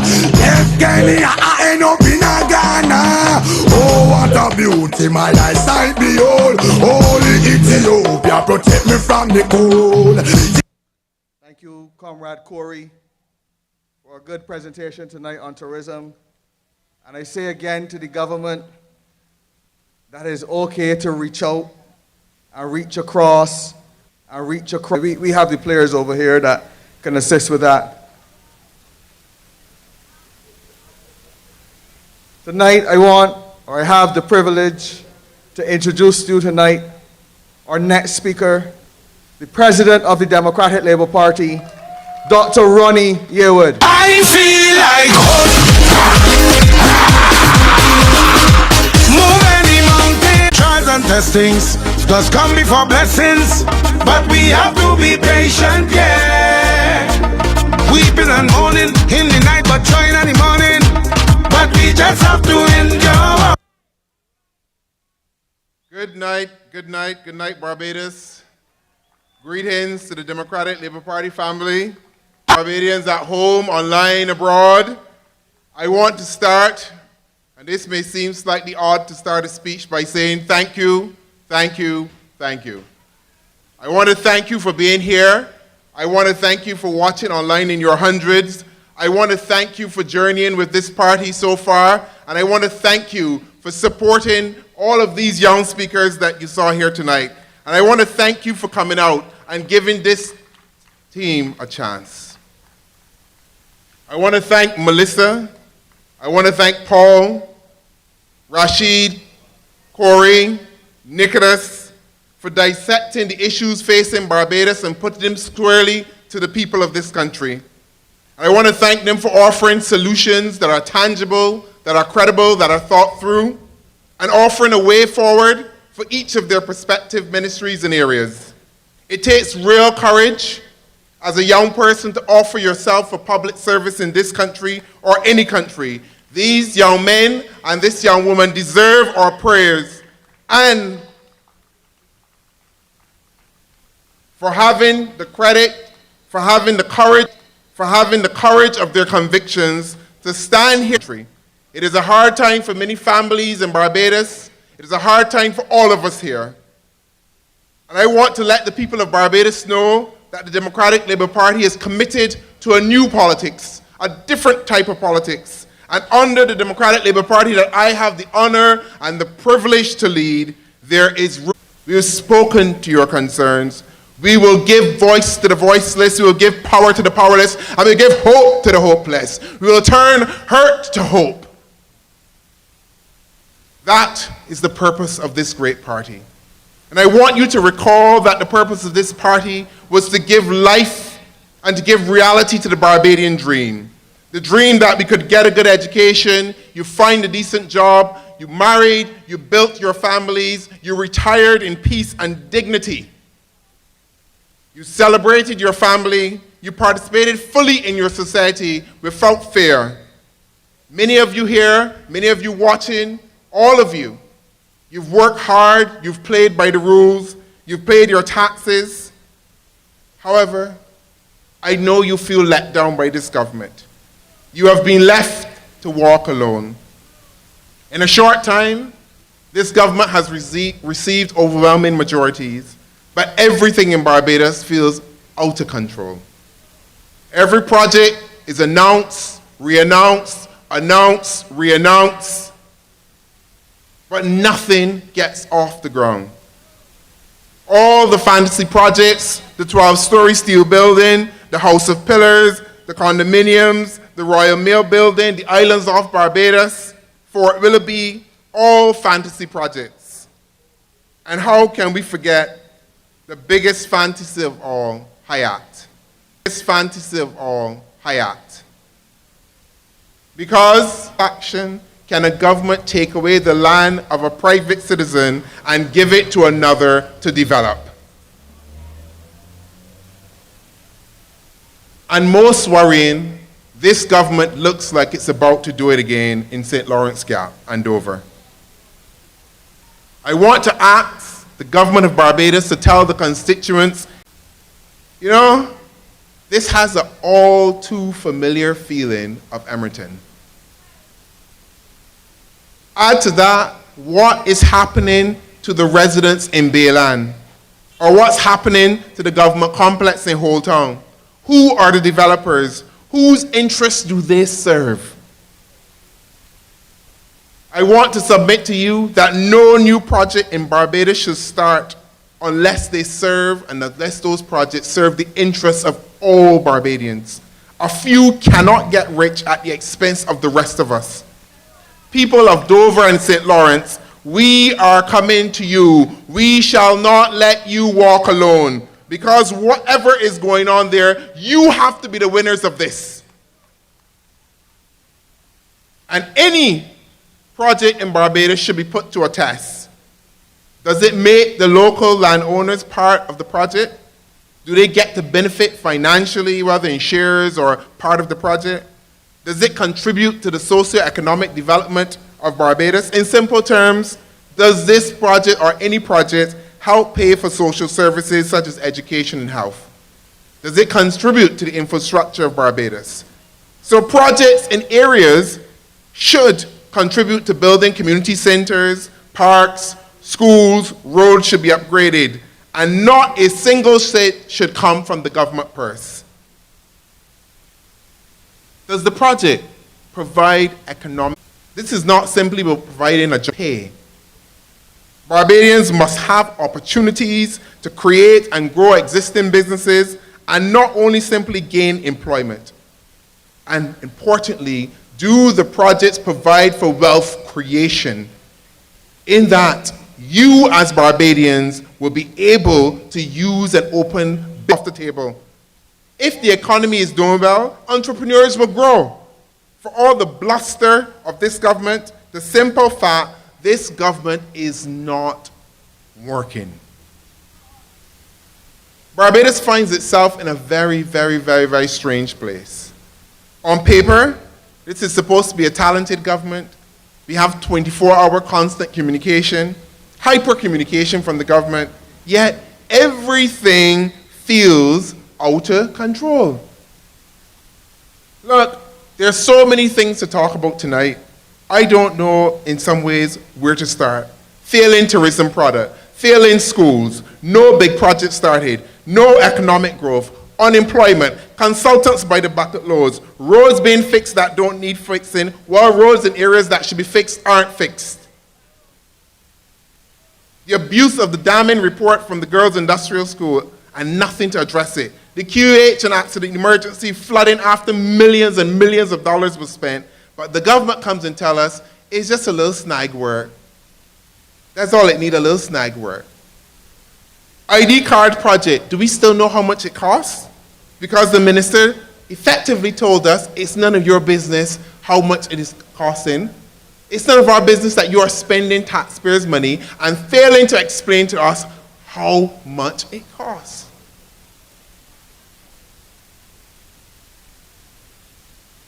You go to the supermarket to be provided to you by the conglomerates, by the supermarkets.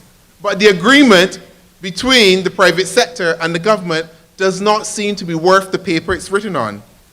And then you get the Minister of Elder Affairs has the gumption to announce that retailers did not stick to their non-binding agreement. Like, we could have told you that. Says who are seeing little to no profits. The Minister of Elder Affairs is demanding that they cut down. Cut down what? What profits do these small businesses struggling in Barbados make at the moment? The government needs to cut down the incompetent cabinet. At its core, this government is suffering from a problem of competency. I don't know how else to put it. The government is incompetent. They seem unable to do the simplest, the smallest of projects, the smallest of things. Thousands of you work hard. You trusted government bonds. However, you saw your retirement savings lost. Credit union lost $33 million. The NIS scheme lost $1.2 billion to restructuring. And we have a government pretending that the restructuring and the loss to the national insurance scheme was not a big deal. I had a lady come into my office at George Street to tell me her situation. That restructuring that the government brags about hurt Barbadians. This lady was about to retire. She was going to move back to Barbados. She had grown up here. She'd gone overseas. She'd made some money. She'd invested in bonds because she believed in Barbados. She wanted to see Barbados succeed. Pension. Now she has to go back to work and cannot retire to Barbados as she wants Dream to do. That is real life. This government treats these things as if they're not people, that they're just numbers. But these are the people and the stories of Barbadians who have been affected by this restructuring. Their grandchildren will not enjoy the benefits that they have enjoyed. Bajans cannot live and retire in dignity. Now, the national insurance scheme, the government says in one breath, it is not in crisis. In another, they say they want solutions from us. Stop trying to play it down and recognize the national insurance scheme is in crisis. It is in crisis to all the Barbadians who have heard that their pensions are in peril. It is in crisis to parents who want to know what the future holds for their children.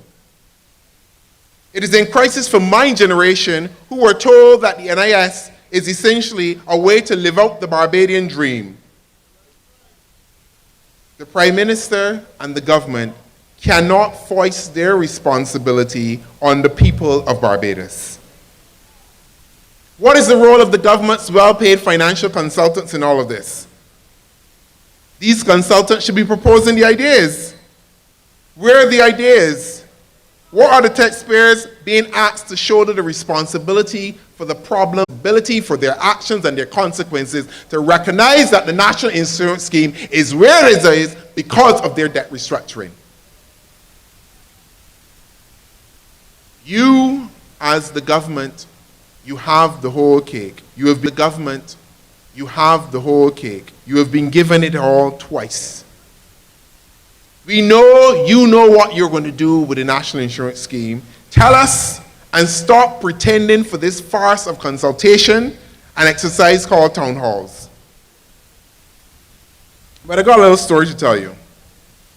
So, understand my surprise when the government sent a letter to me without so much of a courtesy call. Nobody didn't pick up the phone and invite. Nobody said, well, we would like you to sit on this committee. And I want to remind the government of Barbados, I want to remind the Prime Minister of Barbados, I do not work for you. I work for the people of Barbados through the Democratic Labour Party. And the people of this country will be respected. You will not send me no letter telling me I am appointed to any committee.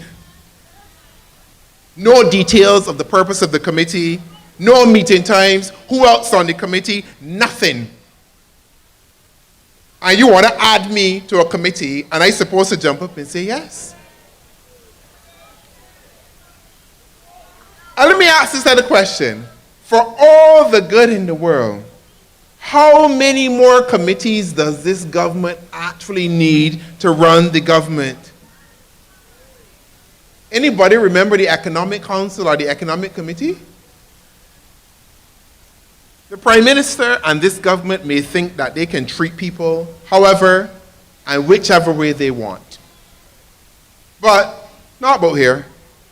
Someone has to say no, and someone has to draw the line. And if that someone is me, so be it. The Democratic Labour Party is about new politics, it is about proper engagement, it is about consultation.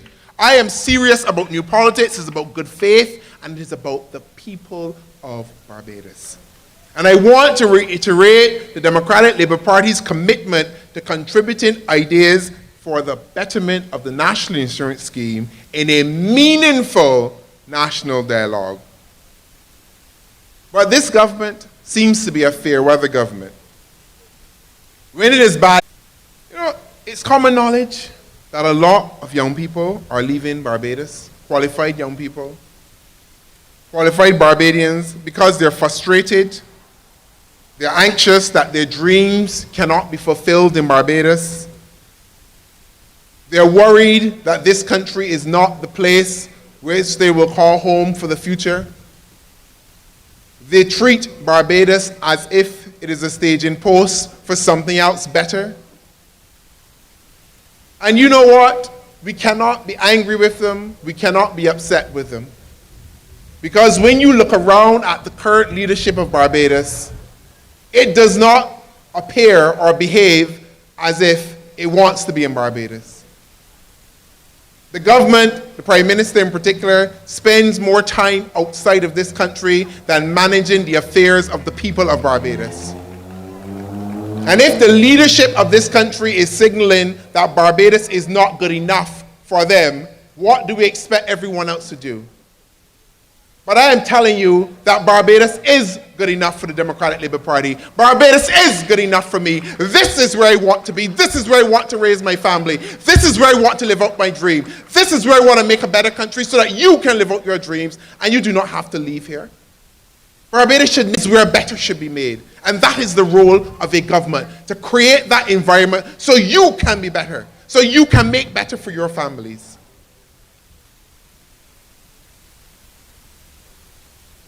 And I understand why they leave. You can't get a job, can't get a house, there are no opportunities here. And all the opportunities require some kind of relationship with some politician or an associate of the politician who wants something for something. That is not the Barbados that we all know. That is not the Barbados that we love. That is not the Barbados that we want to create. That is not to anything.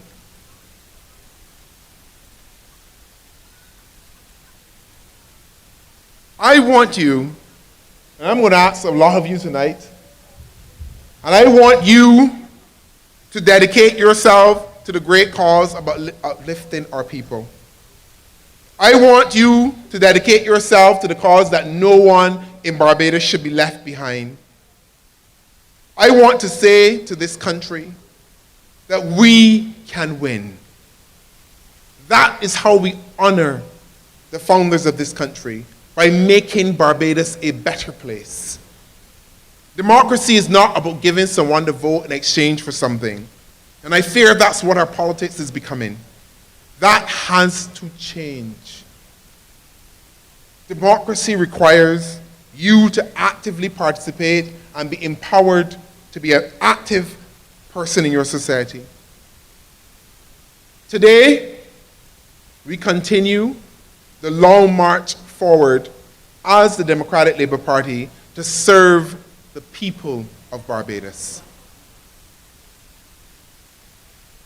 The Democratic Labour Party is moving in a new direction. The past is the past. And I want to say to you, politics alone does not make a country, especially when it is marred by family and friends and highly paid consultants. Leadership is what makes a country. This party, brothers and sisters and comrades and friends, we have to remember that we are not always right, but we are always worthy.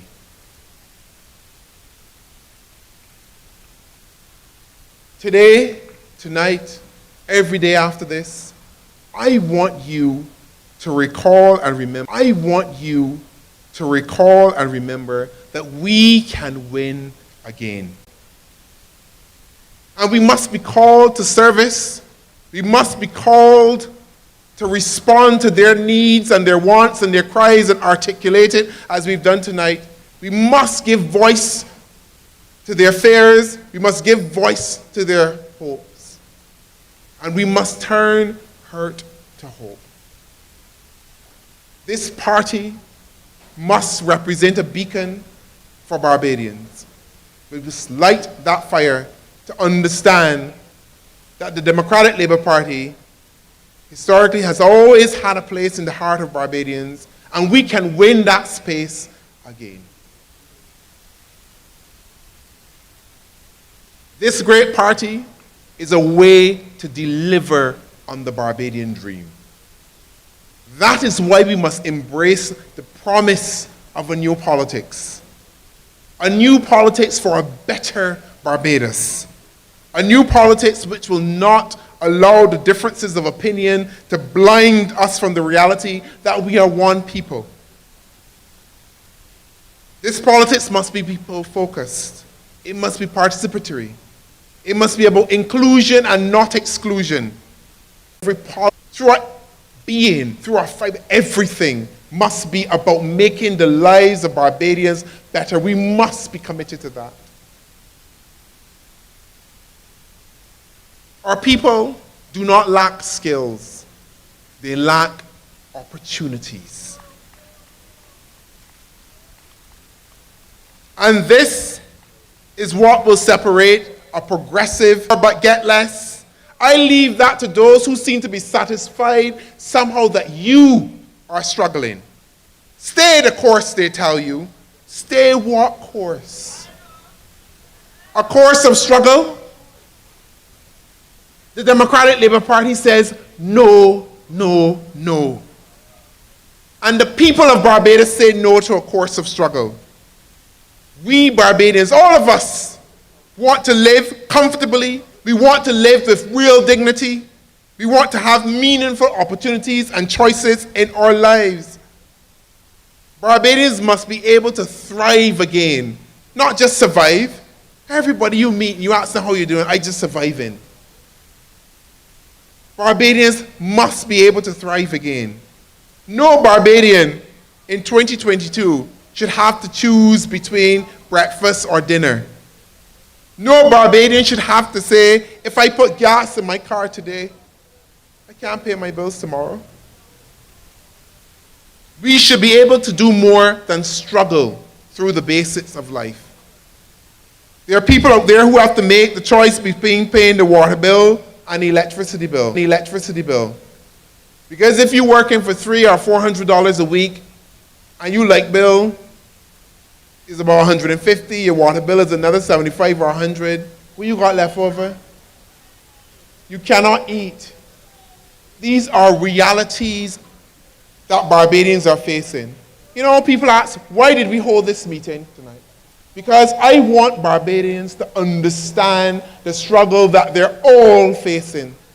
There's a tendency to divide us, lower class, middle class, upper class, but we're all struggling. It doesn't matter what class we are at this moment, we're all hurting. And we all need to embrace and understand we're all hurting. Stop the... You know,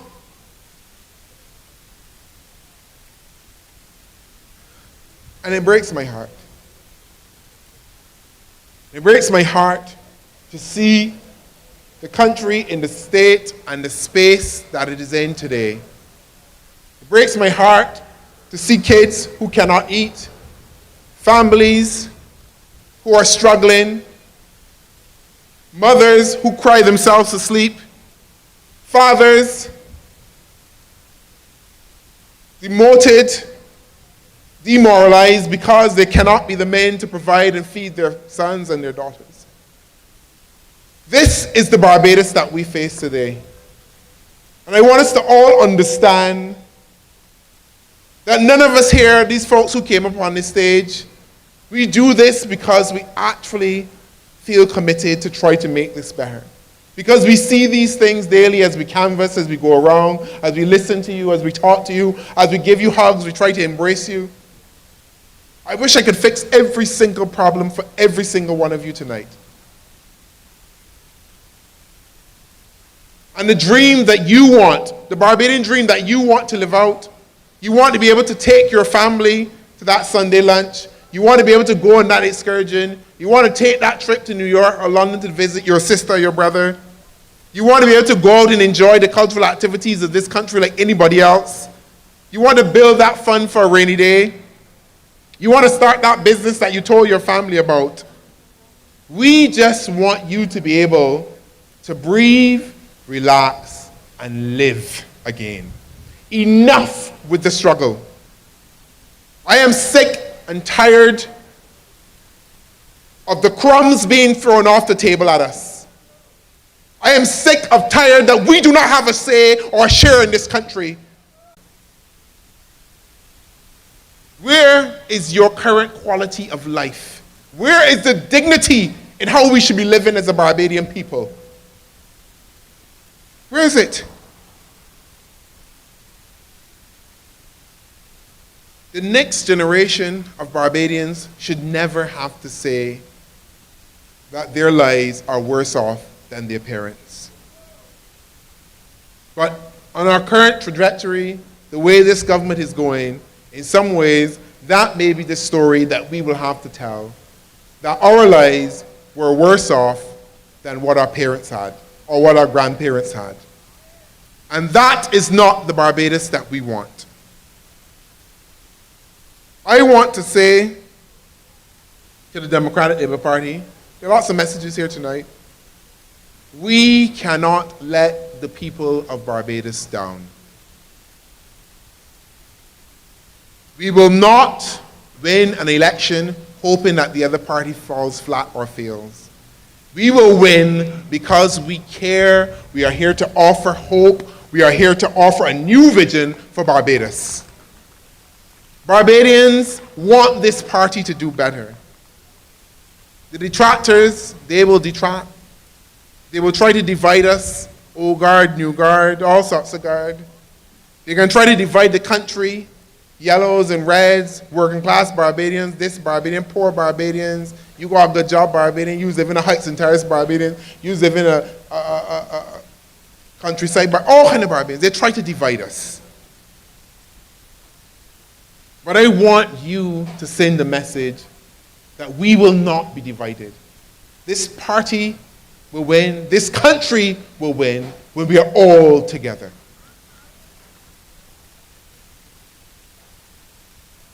And I want you to know, and I want you to understand, ain't picking out nobody. You know that saying when the rain falls, it's falling on every single rooftop. That is where we are now.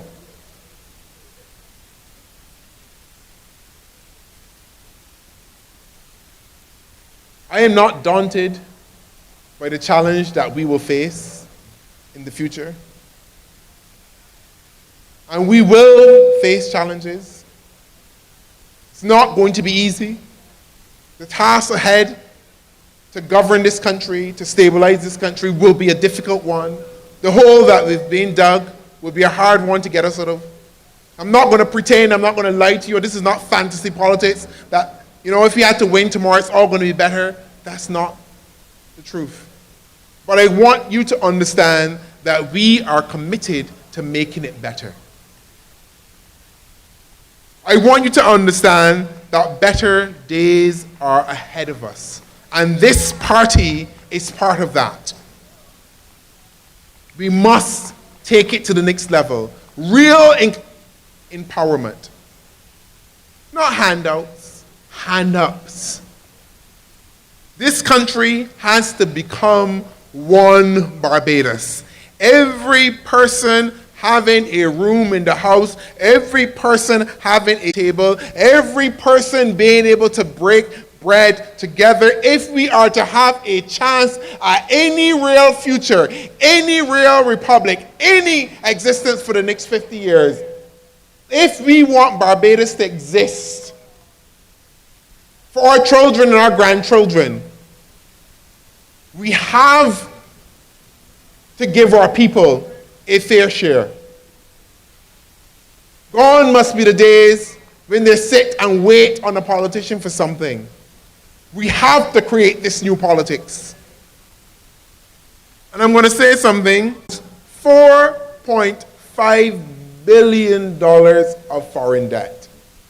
I want you to understand that. $13.6 billion for a country of 300,000 people. Do the math. That is the current hole that we're in. And you know, it's interesting because in 2017, and so I need to just go and look at the facts. In 2017, basically, the money set aside to pay down debt was in the area of $598 billion. In 2022, it is only $30 billion. You draw your own conclusions. And what I find interesting about the whole discussion that the Prime Minister and the government is trying to put forward is the contention that the economy is doing well. If the economy is doing so well, then why are we going into another IMF program?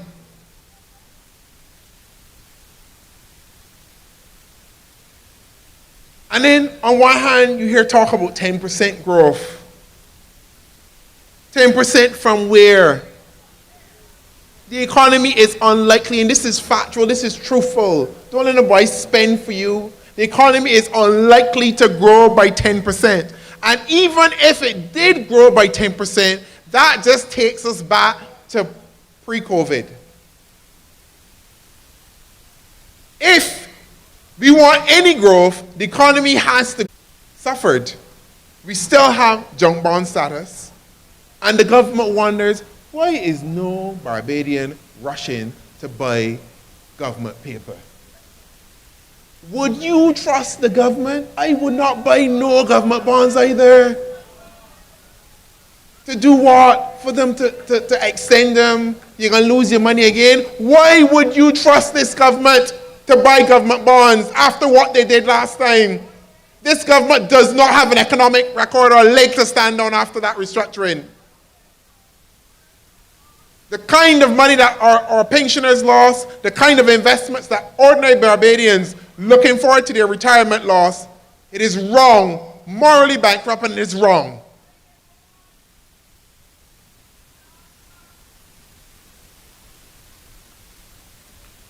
And even, I hear you. I know. And even if it was okay for the government to borrow from the IMF, where is the exit strategy? We know there are enough examples in the Caribbean and the world to tell us if you do not have an exit strategy, you will end up in an IMF program year after year after year. 20 years later, you are still in an IMF program. Your grandchildren, your great-grandchildren will be repaying this debt and will be under the IMF programs. We are going to have to clean up this Prime Minister and this government's mess of borrowing, tax, and spend. That's all the government is do, tax and spending money, and you cannot fix the better because one just blow off. The roads in the better. What is the money actually doing? I am being so serious. Look, and one of the other things that we've seen in this government, we have seen a departure from that Barbadian policy, which is to borrow domestically and roll over the debt if necessary. Our national debt at the moment is out of control. This government under this Prime Minister has racked up a startling and overwhelming 40% of all external foreign debt in the last 4 years. Literally, this Prime Minister has borrowed more external debt than all the other recent Prime Ministers combined. You could believe that? Our external debt is probably at its worst in our recent memory. It is growing quickly and with no checks on it and what the money is being used for. We are back to that issue of competence. But you just can't feel the difference. Worse yet, as I said, we gotta pay this back. And you know what will be most disheartening? And I say this with all honesty, I say this with love in my heart because that's the only kind of thing I speak from. Brother Adastra, when the current Prime Minister and the current leadership of the government shuffles off to their cozy jobs somewhere else, and this is the part that breaks my heart, we are going to be left holding the bag. The reality is, all that debt, that 13.6 billion, that's your debt. That's my debt. That's my son's debt. That's your son and your daughter's debt. That's your grandchildren's debt. Your growth by growth. The only way out of this is to grow the economy. Not more borrowing because we're hearing, it at 1%. That's all the government keep telling you. Every time you complain about borrowing, it's cheap, it at 1%. It doesn't matter if at 1% or 0.5%. Somebody got to pay it back. That is us. We are those somebodies.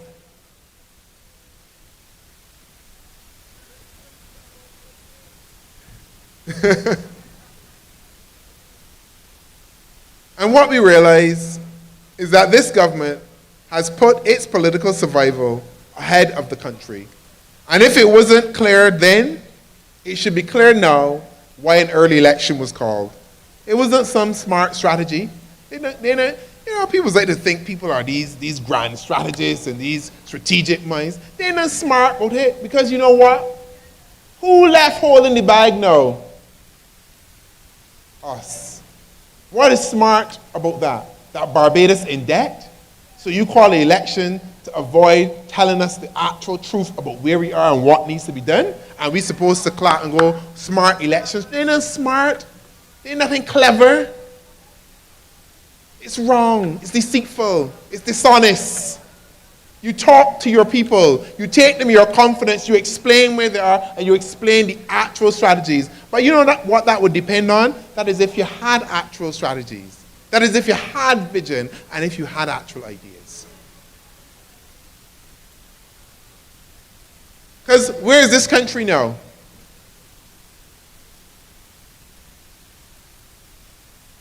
And the thing that worries me is that the lights might soon get turned off. That's just the reality, That's just the reality, I talk in facts.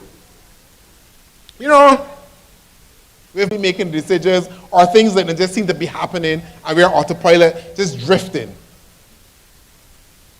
And in all of that melee, all of that madness, you have the Barbados Light and Power saying that there might be implications if they do not get their oppressive rate increase.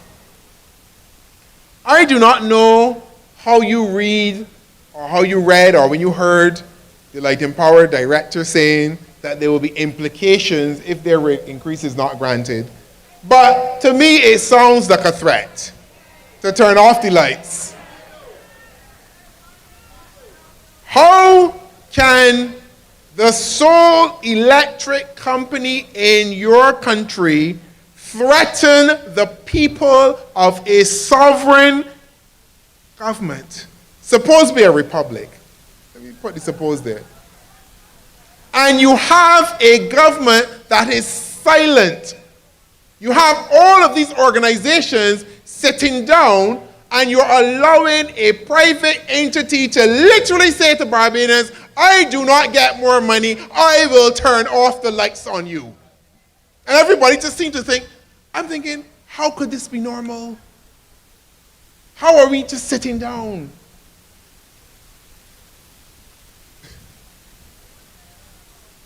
Now, Barbadians are experiencing a cost of living crisis, all of these things. And the Barbados Light and Power has been reaping the rewards over the last 11 years. Average payout to shareholders was $48 million in profits, 48 decade.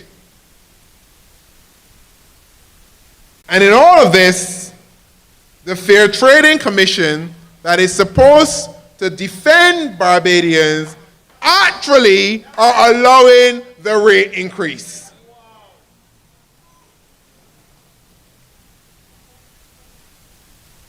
And I have something to share with you tonight. Because I got some documents. I ain't know when I fall off, but I got some documents here.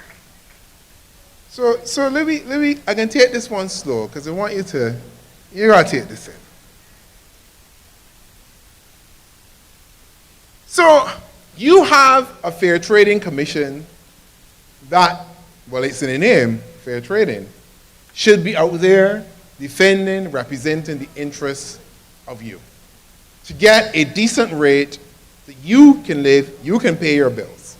The reality, if the electricity bill goes up, it affects the entire economy. Don't mind people talking foolishness about, oh, it's only $2 or $3 or $6 or $12, and I got Barbadians who can afford that. That is not it, because that cost will ripple through the entire economy. So the price of everything else got to go up. When you go to the fish market, when you go to the supermarket, refrigeration costs, the lights that you see on here, everything is going to go up. So it ain't just a little $12 or $6 increase. And even if it's a $12 or $6 increase, we know there are Barbadians who cannot afford that. That is just where we are. I don't know why we are pretending otherwise. This had a private secret meeting. So, and as you would know, the only reason we found out about this secret meeting is some things that lawyers like to keep real good notes. So, in a letter dated 10th of August 2022, let me make sure I get it right, 10th of August 2022, the lawyers for the Light and Power let it slip that on the morning of the 9th of August, Tuesday 2022, the Light and Power team met with the Fair Trading Commission at the request of the Light and Power to discuss the interveners. The interveners that out there trying to fight for you and me. You understand that? The Light and Power and the Fair Trading Commission had a meeting about the interveners, to which the interveners were not invited. A secret meeting that nobody knew about until somebody let it slip in a letter. And it only gets worse because at this meeting, and it wasn't some random meeting, you had senior executives of the Light and Power and of the Fair Trading Commission.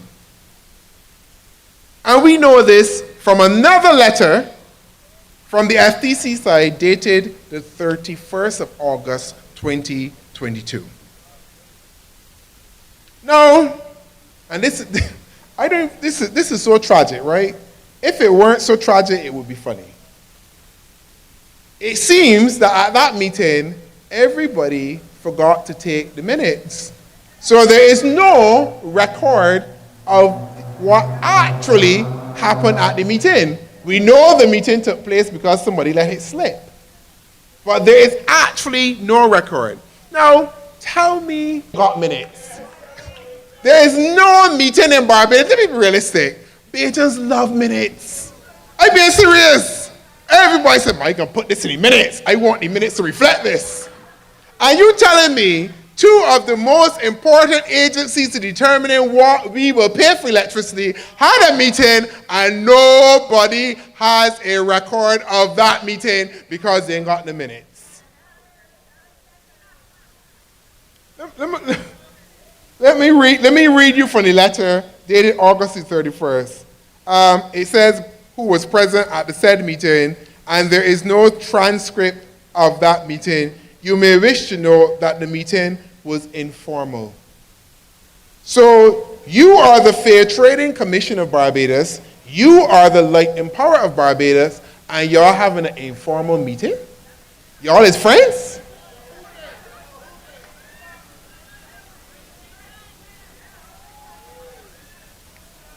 And one of, as I said, the most important decisions of this country, and don't let me forget to tell you that the board secretary was at the meeting, and you telling me that everybody left that room, someone got amnesia, nobody can't tell you what happened at the meeting, but they had the meeting. $1 billion company, a well-oiled regulator, and nobody understands the basics of how to have a meeting? And then you get a letter dated the 8th of September. Oh, this is real. The 8th of September. Demanding a rate increase. And guess what happens on the 18th of September, about a week later? Rate increase has been granted. July.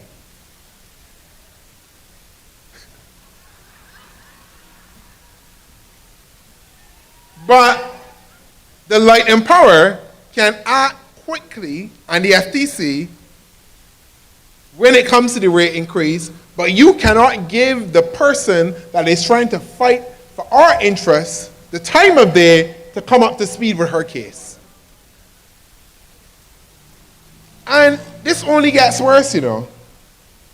You think it can't get any worse? Well, watch this. So, another letter, I love, you know, he's got to love a letter, dated 17th, 2022. And you would not believe after getting the rate increase, as Bajans would say, the Light and Power can only be crobicious. The Light and Power wrote back to the Fair Trading Commission asking, what about the rate increase for the street lights though? So you get everything, and you actually now also want the rate increase to apply for street lights. A public good that we all need. You're telling me you can't give a break for street lights? That is where we are, ladies and gentlemen. And I am not letting the Barbados Light and Power off the hook. I want them to know the same way that they said there will be implications, there will be implications if this rate increase is allowed. Implications run both ways. And we have to let them know that there will be implications. As a country, we should not be held ransom by our energy provider. I do not know, when will you stand for a cause? When will you say enough is enough, this is my country, and I demand and I deserve better? They always say we're passive people.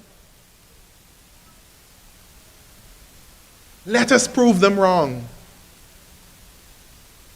Because at this stage, we cannot take any more. I surely can't take any more.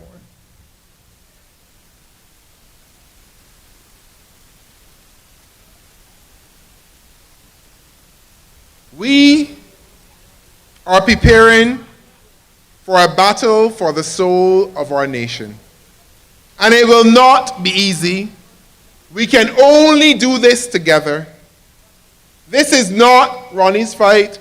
This is not Corey's fight. This is not Melissa's fight. This is not Rashid, Paul, Nicholas's fight. This is not only the Democratic Labour Party's fight. This is your fight. Our party obviously is being called to serve, and we will fight on your behalf. We will never leave you. But you are being called to join this movement to change Barbados. You have to get up. I want this party that I love to be the future of this country. But it means that you also have to believe in yourself again. You have to believe in Barbados again. I'm not talking about the kumbaya, all is well, Barbados will be okay, join hands, let's sing a chorus and song.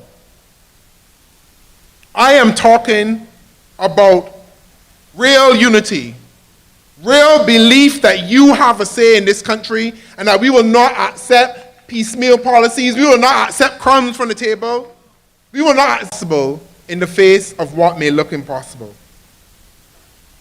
But it requires you to get up and face our challenges as a country, that we can do better. What are you doing?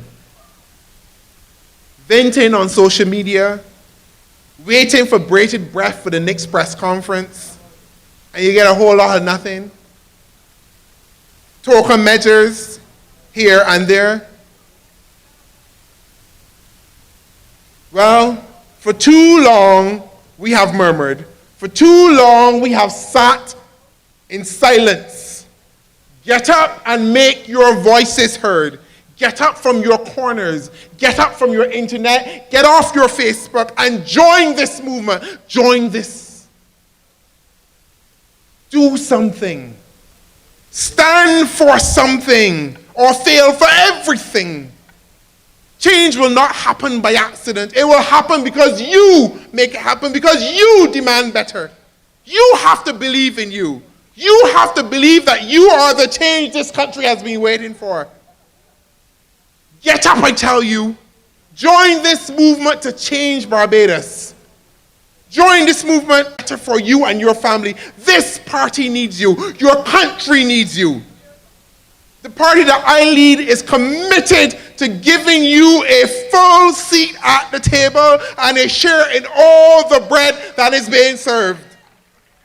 This party is committed to empowering you. We will engage you, we will elevate you. We will empower you. I call on you, I ask you, I implore you. If you want to live out the Barbadian dream again, if you want this country to be great again, if you want this country to be a place where you can live and it is not a place that you pass through, I ask you to stand with us. I ask you to party. Welcome to the Barbados that we will create together. Good night, ladies and gentlemen. I feel like move any mountain, I trample any building like Hulk. Man better than monster, dismantle any structure, boy. Trample them, trample them, trample them, trample them. Rip up my shop and bust up my jeans and step on my problems. Then what we gonna do? Trample them, trample them, trample them. Kick out them, kick out my problems, kick out my problems. Ladies and gentlemen, the leader of the Democratic Labour Party and the next Prime Minister of Barbados, Dr. Ronnie Aylward.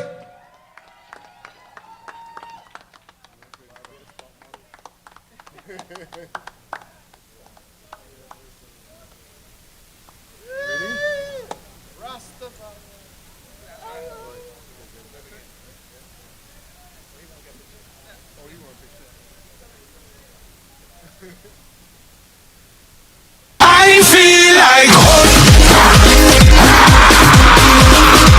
move any mountain, I trample any building like Hulk. Man better than monster, dismantle any structure, boy. Trample them, trample them, trample them, trample them. Rip up my shop and bust up my jeans and step on my problems. Then what we gonna do? Trample them, trample them, trample them. Kick out them, kick out my problems, kick out my problems. Trials and testings does come before blessings, but we have to be patient, yeah. Good night. Thank you for being a good audience. Stay tuned Listen out for our listening tours and our next. A song from my land.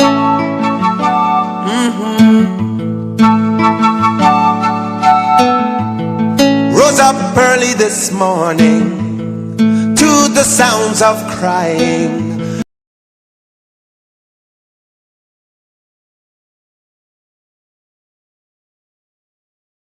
Crying.